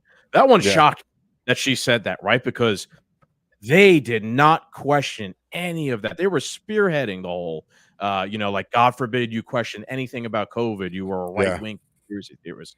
Loon, the Democrats, the establishment. So the fact that she touted that out as a criticism of him is shocking. And I think it's actually interesting because no one cares anymore, right? Like, it's so far removed. No one cares. So like they're Yeah. not as beholden to those old talking points they once were back then. So now they're like, whatever, let's use that and attack the right from the right, I guess you could say, as he tried to do once, attack the left from the left. It's coming back on now. Any final thoughts, Cap, before I go back over to screen share? Godspeed, everybody. Administration that we must defend Ukraine from Russia, from Vladimir Putin, to defend their democracy, that it's in America's best interest to do so, arguing that if Putin wins, he may be emboldened to move even further into other countries. That's not going to happen. All this war in 24 hours. You said so just before the break tonight. How exactly would you do that? And I want to ask you a very simple question tonight. Do you want Ukraine to win this war? I want the war to stop. I want to save lives that are being used. Jesus. ABC. My goodness. What does win mean, too? Like, how do you define win? What do they even mean? What kind of question is that? Putin dead, Russia, Ukraine in NATO, They don't ask Europe, which is a much bigger beneficiary to getting this thing done than we are. So we just missed the whole beginning of that question. $150 billion less because Biden and you don't have the courage to ask Europe like I did with NATO. They paid billions and billions, hundreds of billions of dollars when I said, either you pay up or we're not going to protect you anymore. So that's maybe one of the reasons they don't like me as much as they like weak people. But You take a look at what's happening. We're in for 250. Man, hard to even judge a debate when it's freezing every 5 seconds. They should be forced to equalize. With that being said, I want to get the war settled. I know Zelensky very well, and I know Putin very well. I have a good relationship, and they respect your president, okay? They respect me. They don't respect Biden. How would you? I'm really getting tired of the no direct response or plan. It is a war that's dying to be settled. I will get it settled before I even become president. If I win, when I'm president-elect, and what I'll do is I'll speak to one, I'll speak to the other, I'll get them together. That war would have never happened. And in fact, when I saw Putin after I left, unfortunately left because our country has gone to hell. But after I left, when I saw him building up soldiers, he did it after I left. I said, oh, he must be negotiating. It must be a good, strong point of negotiation. Well, it wasn't, because Biden had no idea how to talk to him. He had no idea how to stop it. And now you have millions of people dead, and it's only getting worse, and it could lead to World War III. Don't kid yourself, David. We're playing with World War III, and we have a president that we don't even know if he's. Where is our president? We don't even know if he's a president. And just to clarify they here, threw him out of a campaign like a dog. We don't even know. Is he our president? But we have a president, Mr. President, that doesn't know he's alive. Your time is up. Just to clarify in the question, do you believe it's in the U.S. best interest for Ukraine to win this war, yes or no? I think it's the U.S. best interest to get this war finished and just get it done. All right. I can't believe they're still trying to trap him in this. Good answer. All of these human lives from being destroyed. I want to take this to Vice President Harris. I want to get your thoughts on support for Ukraine in this moment, but also as Commander-in-Chief, if elected, how would you deal with Vladimir Putin, and would it be any different from what we're seeing from President Biden?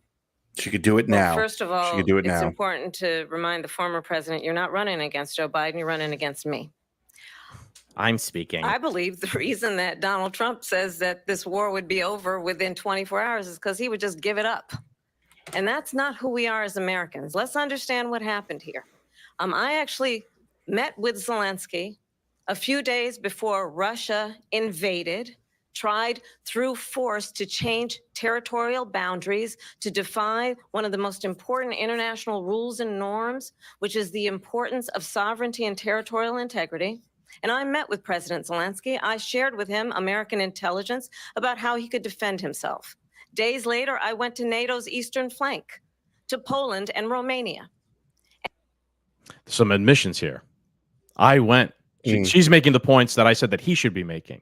You see that, folks, right? She's making the points. These are all provocations to Vladimir Putin. I went to Ukraine before the war started, and I shared military intelligence with Volodymyr Zelensky, right? Think of that from Vladimir Putin's point of view, where his complaint this entire time has been, hey, the West is putting weapons on my border. They're trying to forge a military alliance on our border. These are threats to Russia. Because Putin's agenda is not just about Ukraine. Understand why the European allies and our NATO allies are so thankful that you are no longer president, and that we because it's understand a payday. The importance of the greatest military alliance the world has ever known, which is NATO, and what we have done to preserve the ability of Zelensky and the Ukrainians to fight for their independence. Otherwise, Putin would be sitting in Kyiv with his eyes on the rest of Europe, starting with Poland. And why don't you tell the 800,000 Polish Americans right here in Pennsylvania how quickly you would give up for the sake of favor and what you think is a friendship with what is known to be a dictator who would eat you for lunch. Now is when you should use the Harris, thank you. We've heard from both of you on Ukraine tonight. Afghanistan came up in the last hour. I wanted her to respond to something you said earlier. And now, please, I'll give you a minute here. Putin would be sitting in Moscow.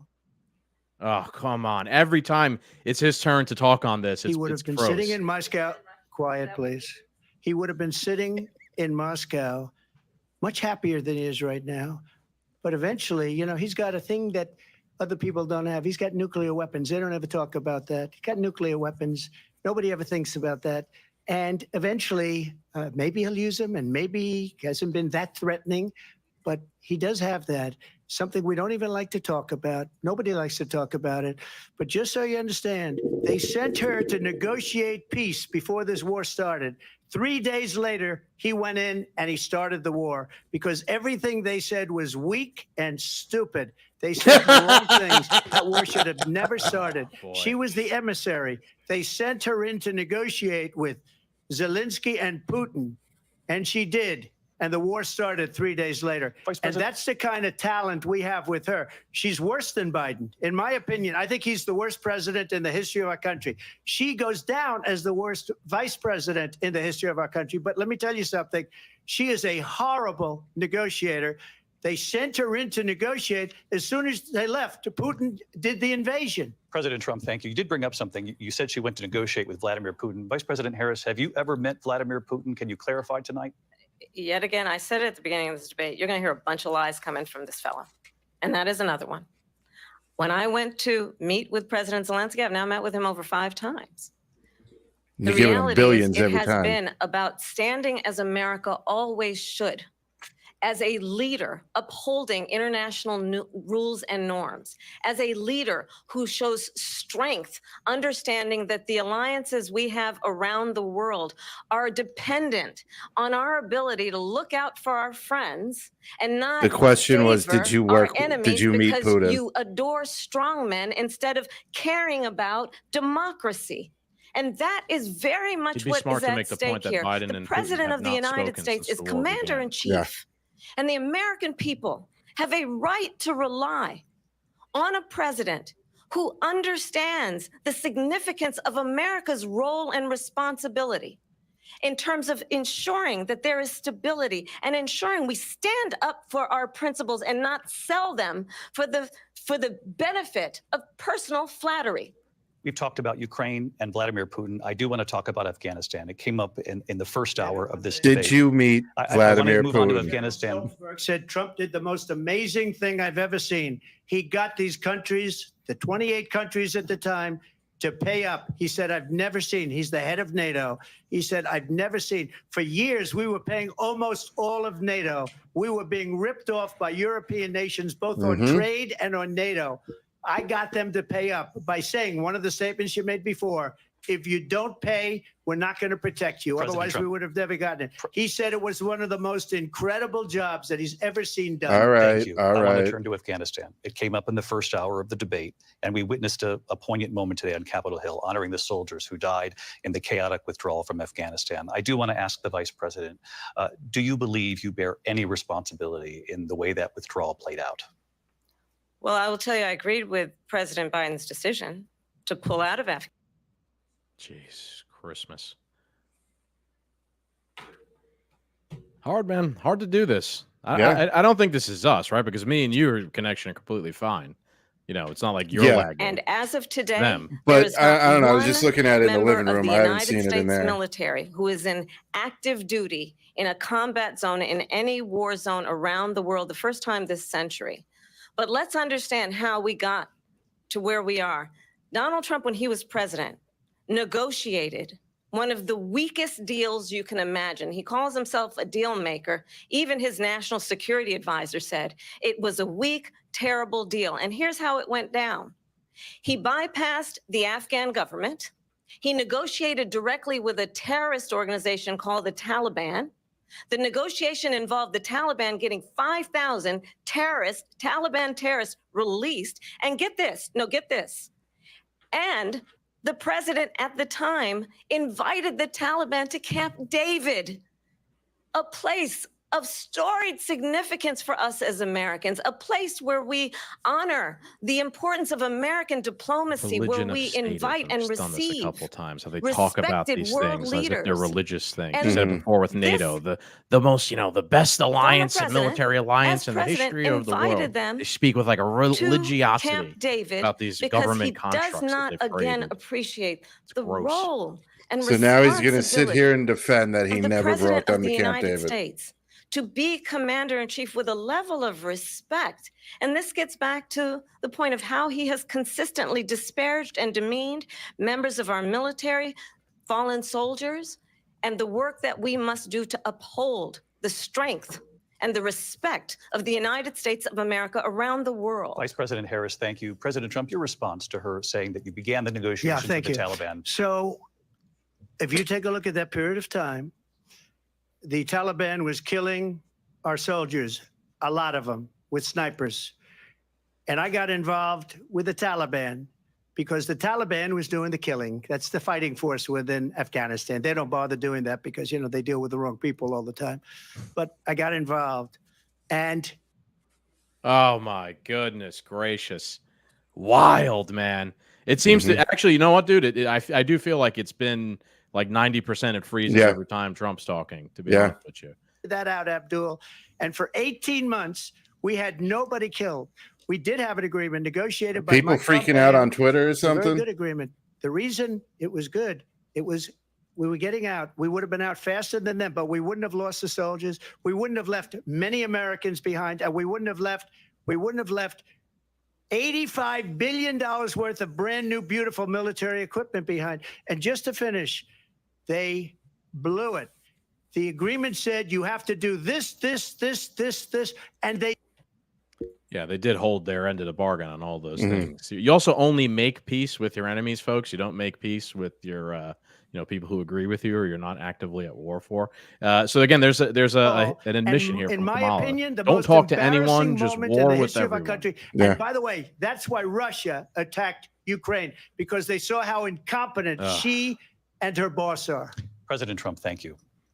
I want to move on now to race and politics in this country. Boy. Mr. President, you recently said of Vice here, President boy. Harris, I'm had quote, enough of I this didn't already. know she was black until a number of years ago when she happened to turn black, and now she wants to be known as black. I want to ask a bigger picture question here tonight. We are on the Why do you verge believe of it's human appropriate to extinction. weigh This in is on what the they're racial concerned about. identity This of is your what- opponent? I don't, and I This don't is care. what we can. I don't care what she is. I don't care. You make a big deal out of something. I couldn't care less. Whatever she wants to be is okay with me. But those were your words, so I'm I don't asking. know. I don't know. I mean, all I can say is I read where she was. That was a good not line. black, Whatever she wants to be is that she okay put with out. me. And I'll say that. And then I read that she was black, and that's okay. Either one was okay with me. That's up to her. That's up to her. Vice President Harris, your thoughts on this? Jeez. I think honestly, I think it's a tragedy that we have someone who wants to be president who has consistently, over the course of his career, attempted to use race to divide the American people.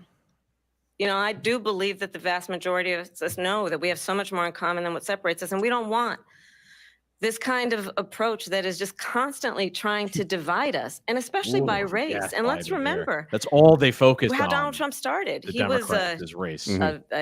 Everything to him. Land. He owned land. He owned buildings. The balls of her to And say he- that. he was that, investigated the other side is because just trying to divide he you. refused to rent property to. All right, so there you go. She gets one too. Freezes up on her as well. Boy, I mean, these are easy points for her to make. Be honest with you, like, this is the Democrat bread and butter here, the race, topic. Where they'll just accuse you of everything they're doing. Going back to President Obama, man, it began with him really just driving that wedge. Took out a full-page ad calling for their execution. This is the same individual who spread birther lies about the first black president of the United States. And I think the American people want better than that, want better than this. You ain't it, want though. Someone who understands, as I do, I travel our country. We see in each other a friend. We see in each other a neighbor. We don't want a leader What who's a question. constantly How is trying to Trump have ever going to Americans point win their that fingers at question? each other. And she was going to I lose meet that with in the people debate. all the time who tell me, can we please I thought just he had a have good answer. discourse She could be. I don't care what she how we're wants going to be, to whatever she invest in wants the to be. I don't care what she aspirations is. and the ambitions and the dreams of the American people, knowing that regardless. Which is interesting because if you compare it, it's not about the color of your skin, right? I don't care about what you want to be. So in this, those not in hate and division. Here, Donald Trump is like the version of Martin Luther King Jr. And President Trump, this is now your third time. What? This is the most divisive presidency in the history of our country. There's never been anything like it. They're destroying our country. And they come up with things like what she just said. Going back many, many years, when a lot of people, including Mayor Bloomberg, agreed with me on the Central Park Five, they admitted, they said, they pled guilty. And I said, well, if they pled guilty, they badly hurt a person, killed a person ultimately. And if they pled guilty, then they pled, we're not guilty. But this is a person that has to stretch back years, 40, 50 years ago, because there's nothing now. I built one of the greatest economies in the history of the world, and I'm going to build it again. It's going to be bigger, better, and stronger. But they're destroying our economy. They have no idea what a good economy is. Their oil policies, every single policy. And remember this, she is Biden. You know, she's trying to get away from Biden. I don't know the gentleman, she says. She is Biden. The worst inflation we've ever had, a horrible economy because inflation has made it so bad, and she can't get away with that. Thank you. Your time's up. I want to respond to that, though. I want to just respond briefly. Clearly, I am not Joe Biden, and I am certainly not Donald Trump. And what I do offer is a new generation of leadership for our country. One who believes in what is possible, one who brings a sense of optimism about what we can do instead of always disparaging the American people. I believe he should be, he should do a follow-up point here and be like, so are you saying that Joe Biden is old and incapable? Why is he still president right now? Right? You're saying a new, fresh, perspective or whatever it is you're saying. Boy, man, I mean, all around, this has been a terrible experience. Deduction. I have to say. To pursue their ambitions. I think if there's another debate, we'll just follow up the day after. I have a plan, $6,000 for young families for the first year of your child's life. $6,000 will last you what, a month? Scagz, you have two kids. How quick does $6,000 go? Allowing people to be able to pursue what has been fleeting in terms of the American dream by offering a help with down payment of $25,000 down payment assistance for first-time home buyers. That's the government is going to give you money and believe, buy your David, votes, folks. that people really And want yeah, tonight, you know what houses you're as going to be opposed buying? to The a BlackRock conversation that is houses. constantly about belittling and name calling. Let's turn the page. Vice President and move Harris, forward. thank you. Let's turn to policy. President Trump, we have to move on. President No, Trump. Let's turn to policy, She has please. a plan. Oh, to now let's defund turn to the police. policy. She has a plan to confiscate. Oh, my goodness gracious. What a terrible experience. Pennsylvania or ABC News anywhere should be else. fired. That's what her plan is until just recently. I just think Lindsey, President President Trump, the President former Trump- president has No, said They have something lost twice that I need to control. respond No, to. I'm sorry. We're I gonna just need to move on, respond Vice one President. Every time, level what this has you President been Trump, a this is disaster, now dude. your Yes. third time running for president. You have long vowed to repeal and replace the Affordable Care Act, also known as Obamacare. You have failed to accomplish that. You now say you're going to keep Obamacare, quote, unless we can do something much better. Last month, you said, quote, we're working on it. So tonight, 9 years after you first started running, do you have a plan, and can you tell us what it is? Obamacare was lousy health care, always was. It's not very good today. And what I said, that if we come up with something, and we are working on things, we're going to do it and we're going to replace it. But remember this, I inherited Obamacare because Democrats wouldn't change it. They wouldn't vote for it. It's hard to judge. Like, do I even jump in? Than Or do I just sit Obamacare. there quietly? But the Democrats came up, they wouldn't vote for it. I had a choice to make when I was president. Do I save it and make it as good as it can be, never going to be great, or do I let it rot? And I felt I had an obligation, even though politically it would have been good to just let it rot and let it go away. I decided, and I told my people, the top people, and they're very good people. I have a lot of good people in that administration. We read about the bad ones. We had some real bad ones too, and so do they. They have really bad ones. The difference is they don't get rid of them. But let me just explain. I had a choice to make. Do I save it and make it as good as it can be, or do I let it rot? And I saved it. I did the right thing. But it's still never going to be great, and it's too expensive for people. And what we will do is we're looking at different plans. If we can come up with a plan that's going to cost our people, our population, less money and be better health care than Obamacare, then I would absolutely do it. But until then, I'd Be run getting it government as good out as of it the can be run. business of Just healthcare. yes or no, you still do not have a plan. I have concepts of a plan. I'm not president right now.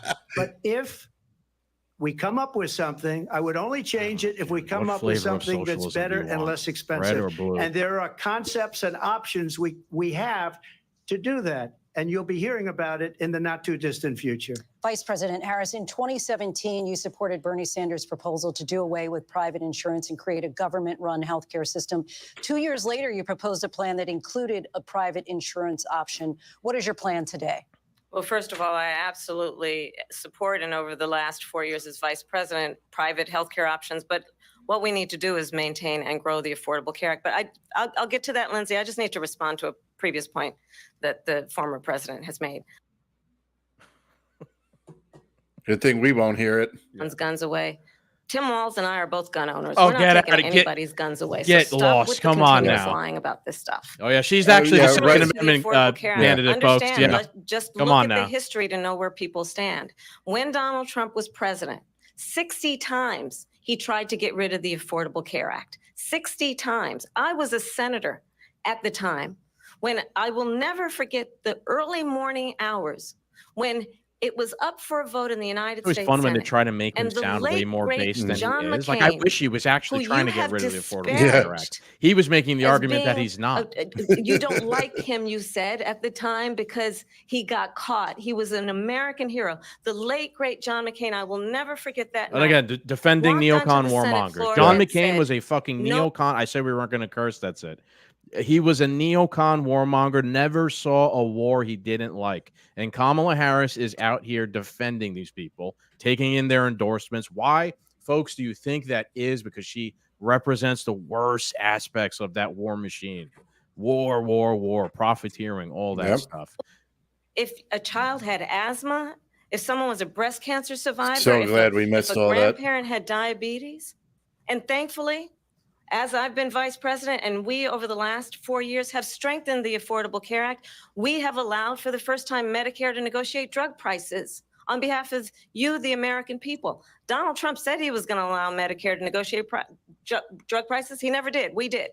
And now we have capped the cost of insulin at $35 a month. Since I've been vice president, we have capped the cost of prescription medication for seniors at $2,000 a year. And when I am president, we will do that for all. Now they get shittier grade medication. The value I bring to this is that access to health care should be a right and not just a privilege of those who can afford it.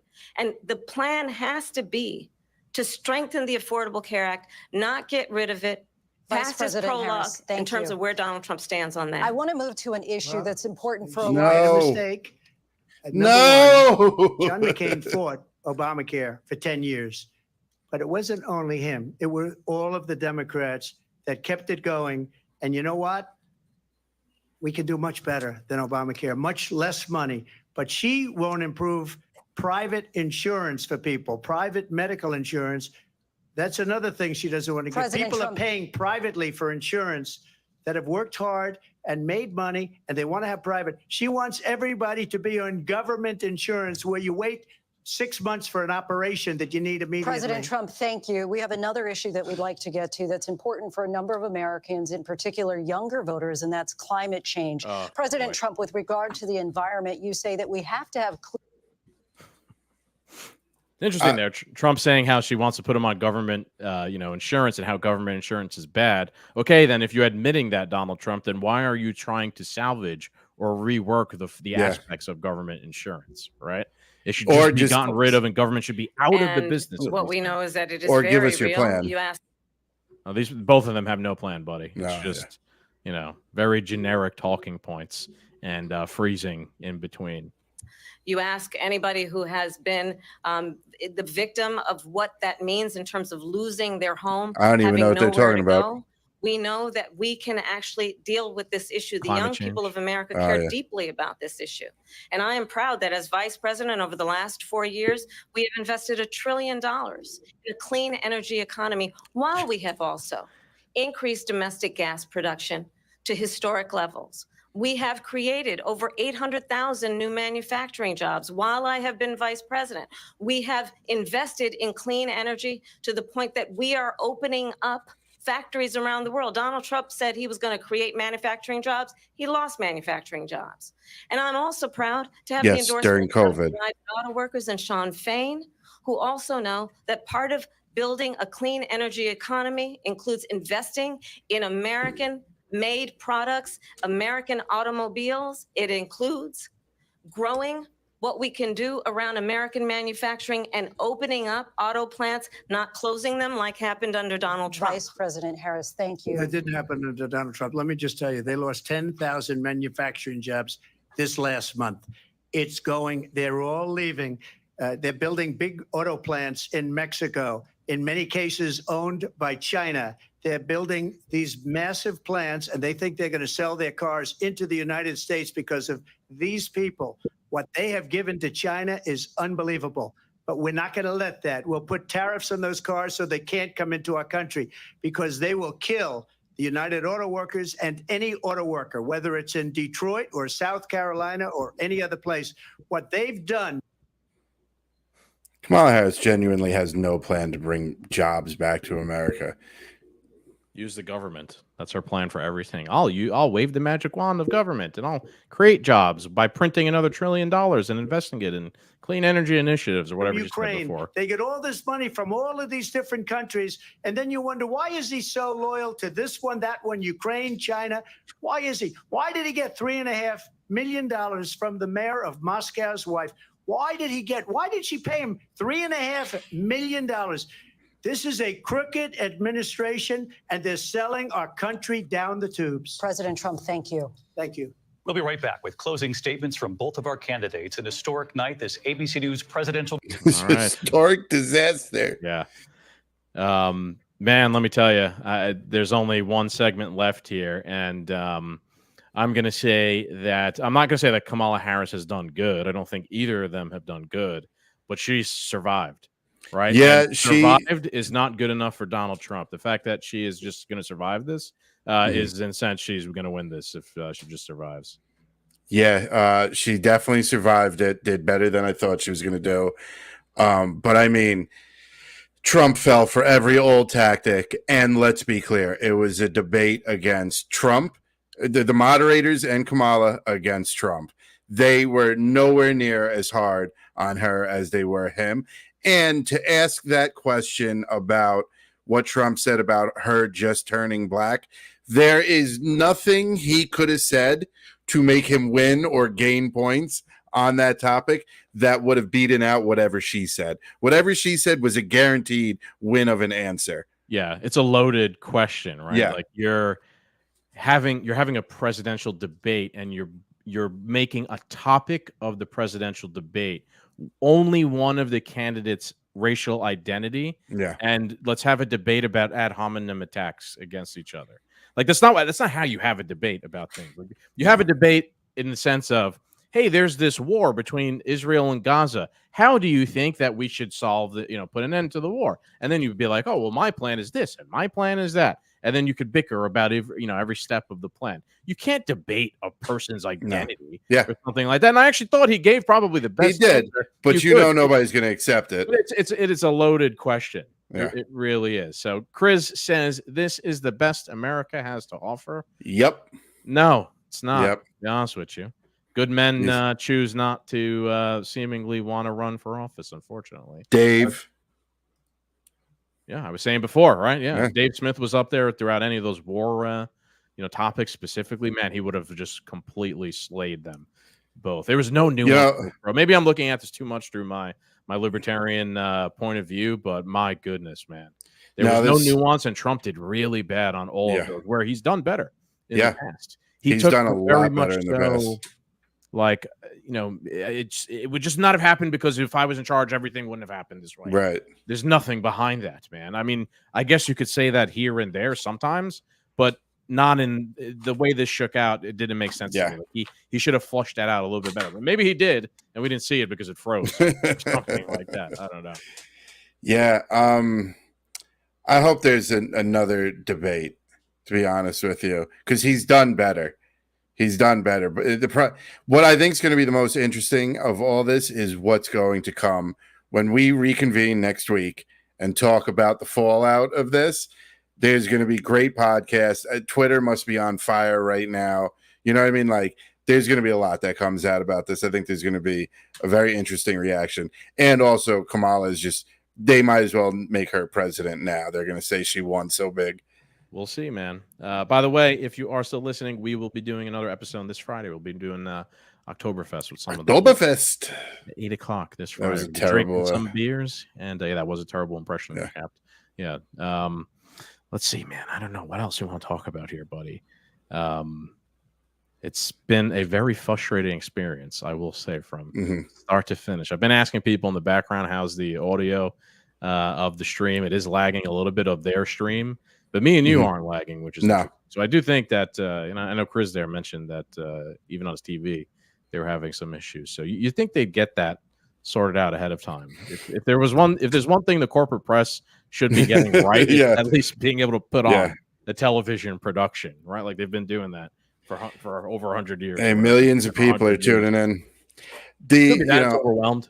Yeah. And just, it's, as you've been saying, like, we're on the brink of nuclear annihilation, and the topics here are so weak. The fact that some of these are even, because so many Americans are single issue voters, that these are the issues you're voting on.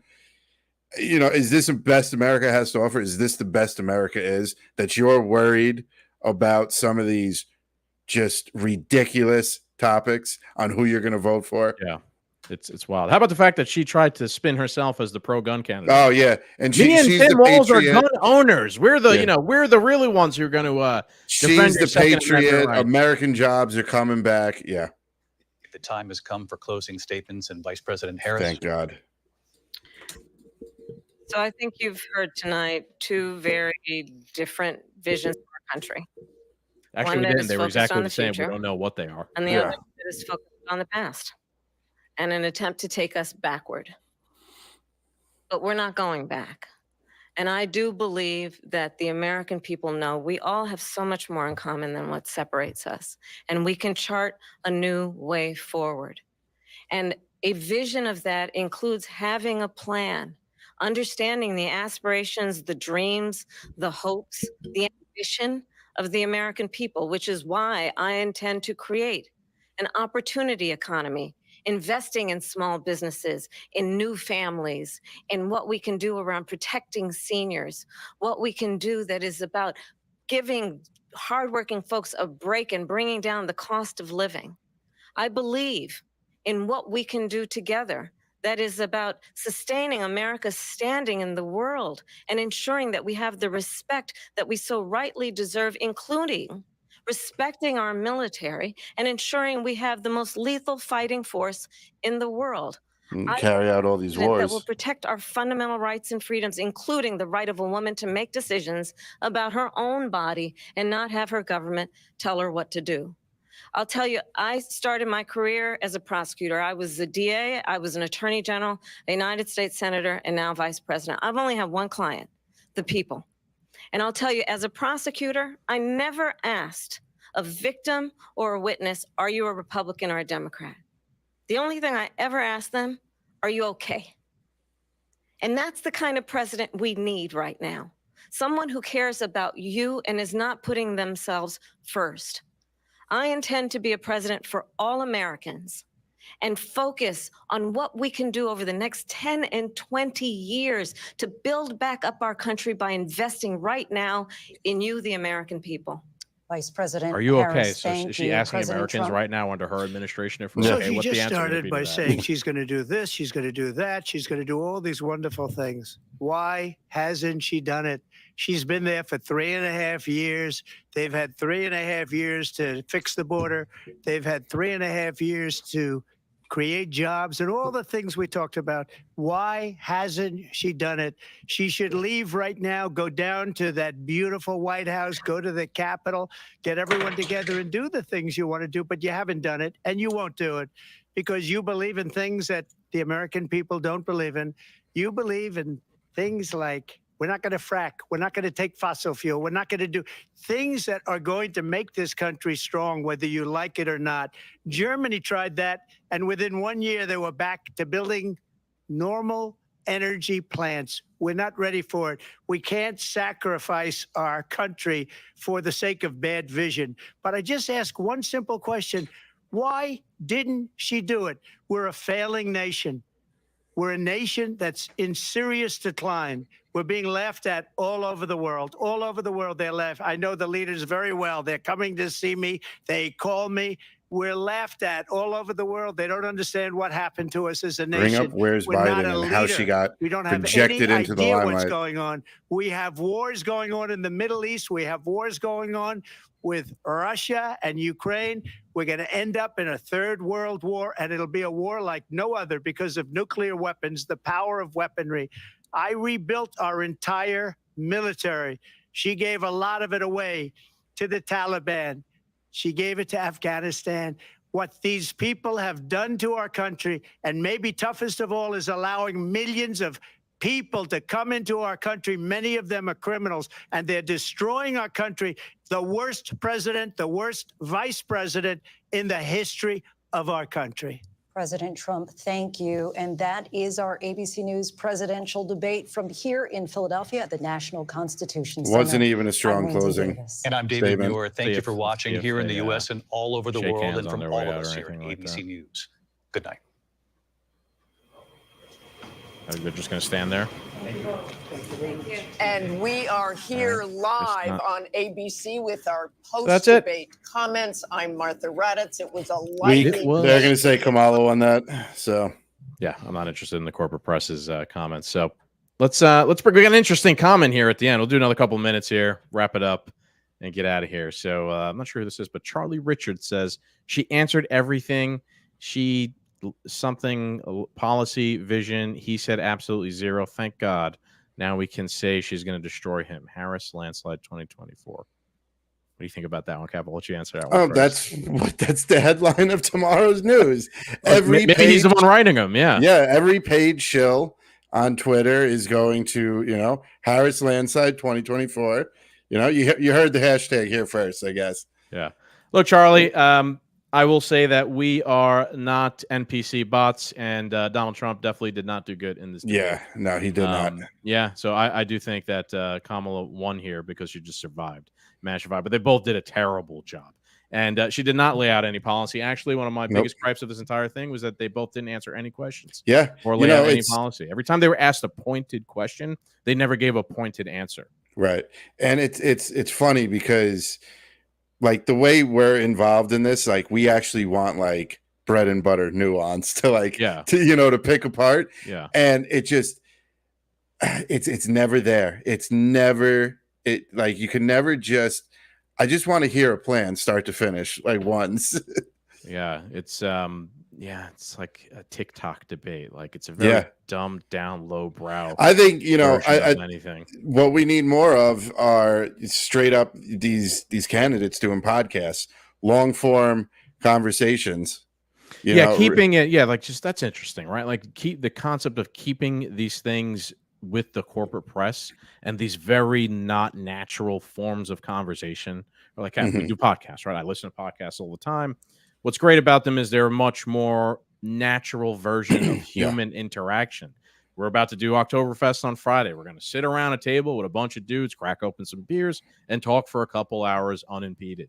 This is like you stand there awkwardly, and one person's mic's muted, the other person's mic's muted, and you only have a certain amount of minutes to say something. Like the format is not real, and it is bizarre in my opinion. Kind of part of the reason why we even wanted to do this is like we shouldn't be watching it on their channels, right? So you could come to us and watch it.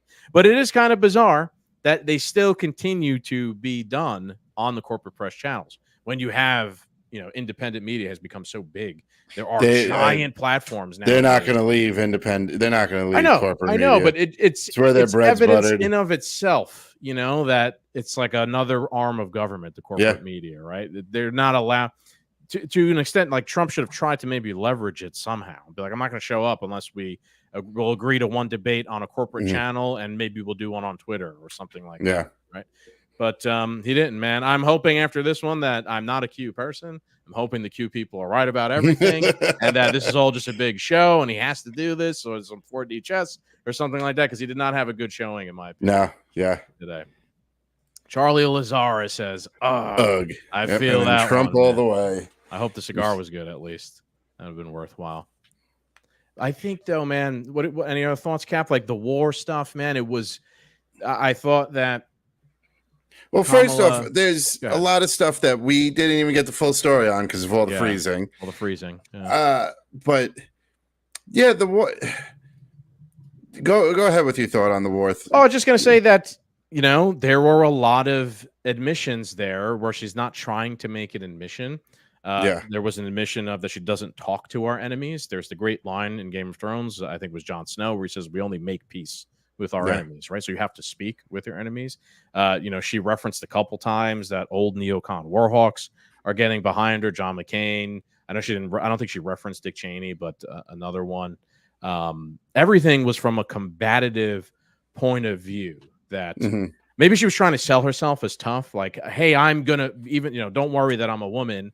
Business as usual on the war front. Yeah. We're going to be just as combative and tough and defend the American empire as every other president has done.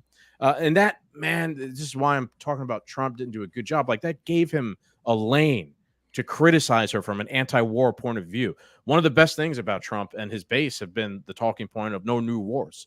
Yeah. Dude, use that. Spin her, like, truthfully, as a pro-war candidate who wants to get, he didn't, I don't know, at least, I'm not saying he didn't say that at all. He did somewhat, but it didn't land. It didn't hit hard. A lot of the times he pivoted to like, well, no, I'm stronger, right? So if I'm in charge, none of these just going to happen. Going to do anything. It's just going to happen. Yeah. I don't know. I'm looking for more, more meat and potatoes than that. And he didn't deliver, unfortunately. No. I was expecting, I got exactly what I expected from Kamala Harris tonight. I'm more shocked at how terrible Trump did, to be honest with you. Yeah. On the Israel thing, I mean, I saw that coming, right? Who could kiss Israel's ass more? Reminds me of that tweet that we had a couple of years ago, the 9mm SMG tweet, where he was like, you're getting a Zionist president no matter what. So like you could either get a Zionist who give you some of the things you want, or you could get a Zionist who gives you none of the things you want. And it's not a perfect scenario, but it is what it is. Yeah, I think that whole conversation was literally that guy's tweet acted out in a debate. Yeah, nobody's going to stand against them. Yeah, it's very odd. But even there, man, like in that one specifically, they were asking them. They did, they asked them pointedly, what would you do in order to get a settlement or a peace deal? Right? Neither of them answered. Kamala Harris. If you noticed, any yes or no question was not answered. She trotted out a couple of talking points of like, we want a two-state solution for Israel and Palestine, but again, not saying how that would get done. Same thing for Donald Trump. He just said if he's there, it wouldn't happen and there'd be peace. So they were both, in a sense, set up to make the point that the only way we are going to get peace is if we withhold aid for Israel, because then that becomes, we're essentially bankrolling and arming the whole thing. So if we decide to stop that, then they'll have to actually come to the table with a good faith scenario and make some sort of peace. I'm not a Hamas apologist or anything like that. I know that's what we'll get accused of, right? But you're talking about like negotiation. You have to use leverage. But if you were to withhold aid and try to prevent Israel from protecting itself, the government would be anti-Semitic. Yeah, so we have to just continuously send them money. And what are you going to talk about? Spend too much time trying to rebut her? Yeah. Oh yeah, there you go, Charlie. That was his entire tactic tonight. Comments. Yeah, but that goes back to, again, that was actually a pretty good debate tactic, in my opinion, that she had, which is just machine gun him with like fake things that he's then going to feel obligated to respond to. So sometimes you have to respond to some of those, but he didn't even handle those good. Like we're saying, the many people hoax. He should have just said what he actually said. Instead, he didn't even say that. He just said the next sentence was perfect. Dude, most people, the NPC, Democrat sheep, ain't actually heard what you said, which was, I condemn the Nazis and the white supremacists totally and completely, or whatever. And he didn't say that, man. That's just like a losing tactic. Yeah. He did good in the other debate against Biden. Like, he went in there with a strategy. Do you think just Biden was so bad? Or could be that too. Could be that too. Again, that's my main takeaway from this whole thing, dude, is this was obviously there was issues with the stream and all that stuff, but like the way it was packaged and structured, it's completely different from the first one. It really does kind of hammer home the fact that it seems like they did that first one to try and get rid of Biden. Yeah. because they didn't do any of this combativeness going back. You and have forth to with say, moderators. This was all in favor of Kamala, start to finish. It was, man. It was in the bag. Like, again, let's see. Fendlander says, or you'll just be getting the Zionists that they want you to believe one. Maybe that is a conspiracy theory rabbit hole there as well. Yeah, that's it, folks. I don't know. I don't know what else to say on this one. I think we should wrap it up. But disappointing all around, man. I don't know. I don't think that there will be another debate because she survived. Right. Why give him an opportunity to, come back and possibly thrash her again, especially closer to the election. She survived this one. I think she's going to take it to the bag and be like, hey, I did it. Everyone's saying I can't talk, and I'm the laughing lady. Laugh about that, folks. Yeah, that would be a smart tactic on her part. Yeah, it would. And she hasn't agreed to the other debates as of right now. So we'll see what happens. But anyway, join us this Friday for Oktoberfest. We'll be reviewing some beers with some good buddies that you haven't seen in a while. I hope you guys enjoyed tonight's episode. We, minus the technical difficulties. Thank you guys for joining us, Scagz. That's it. All right, adios, Doom Nation. 8 o'clock, Oktoberfest. Be there. It's party time, boys and girls.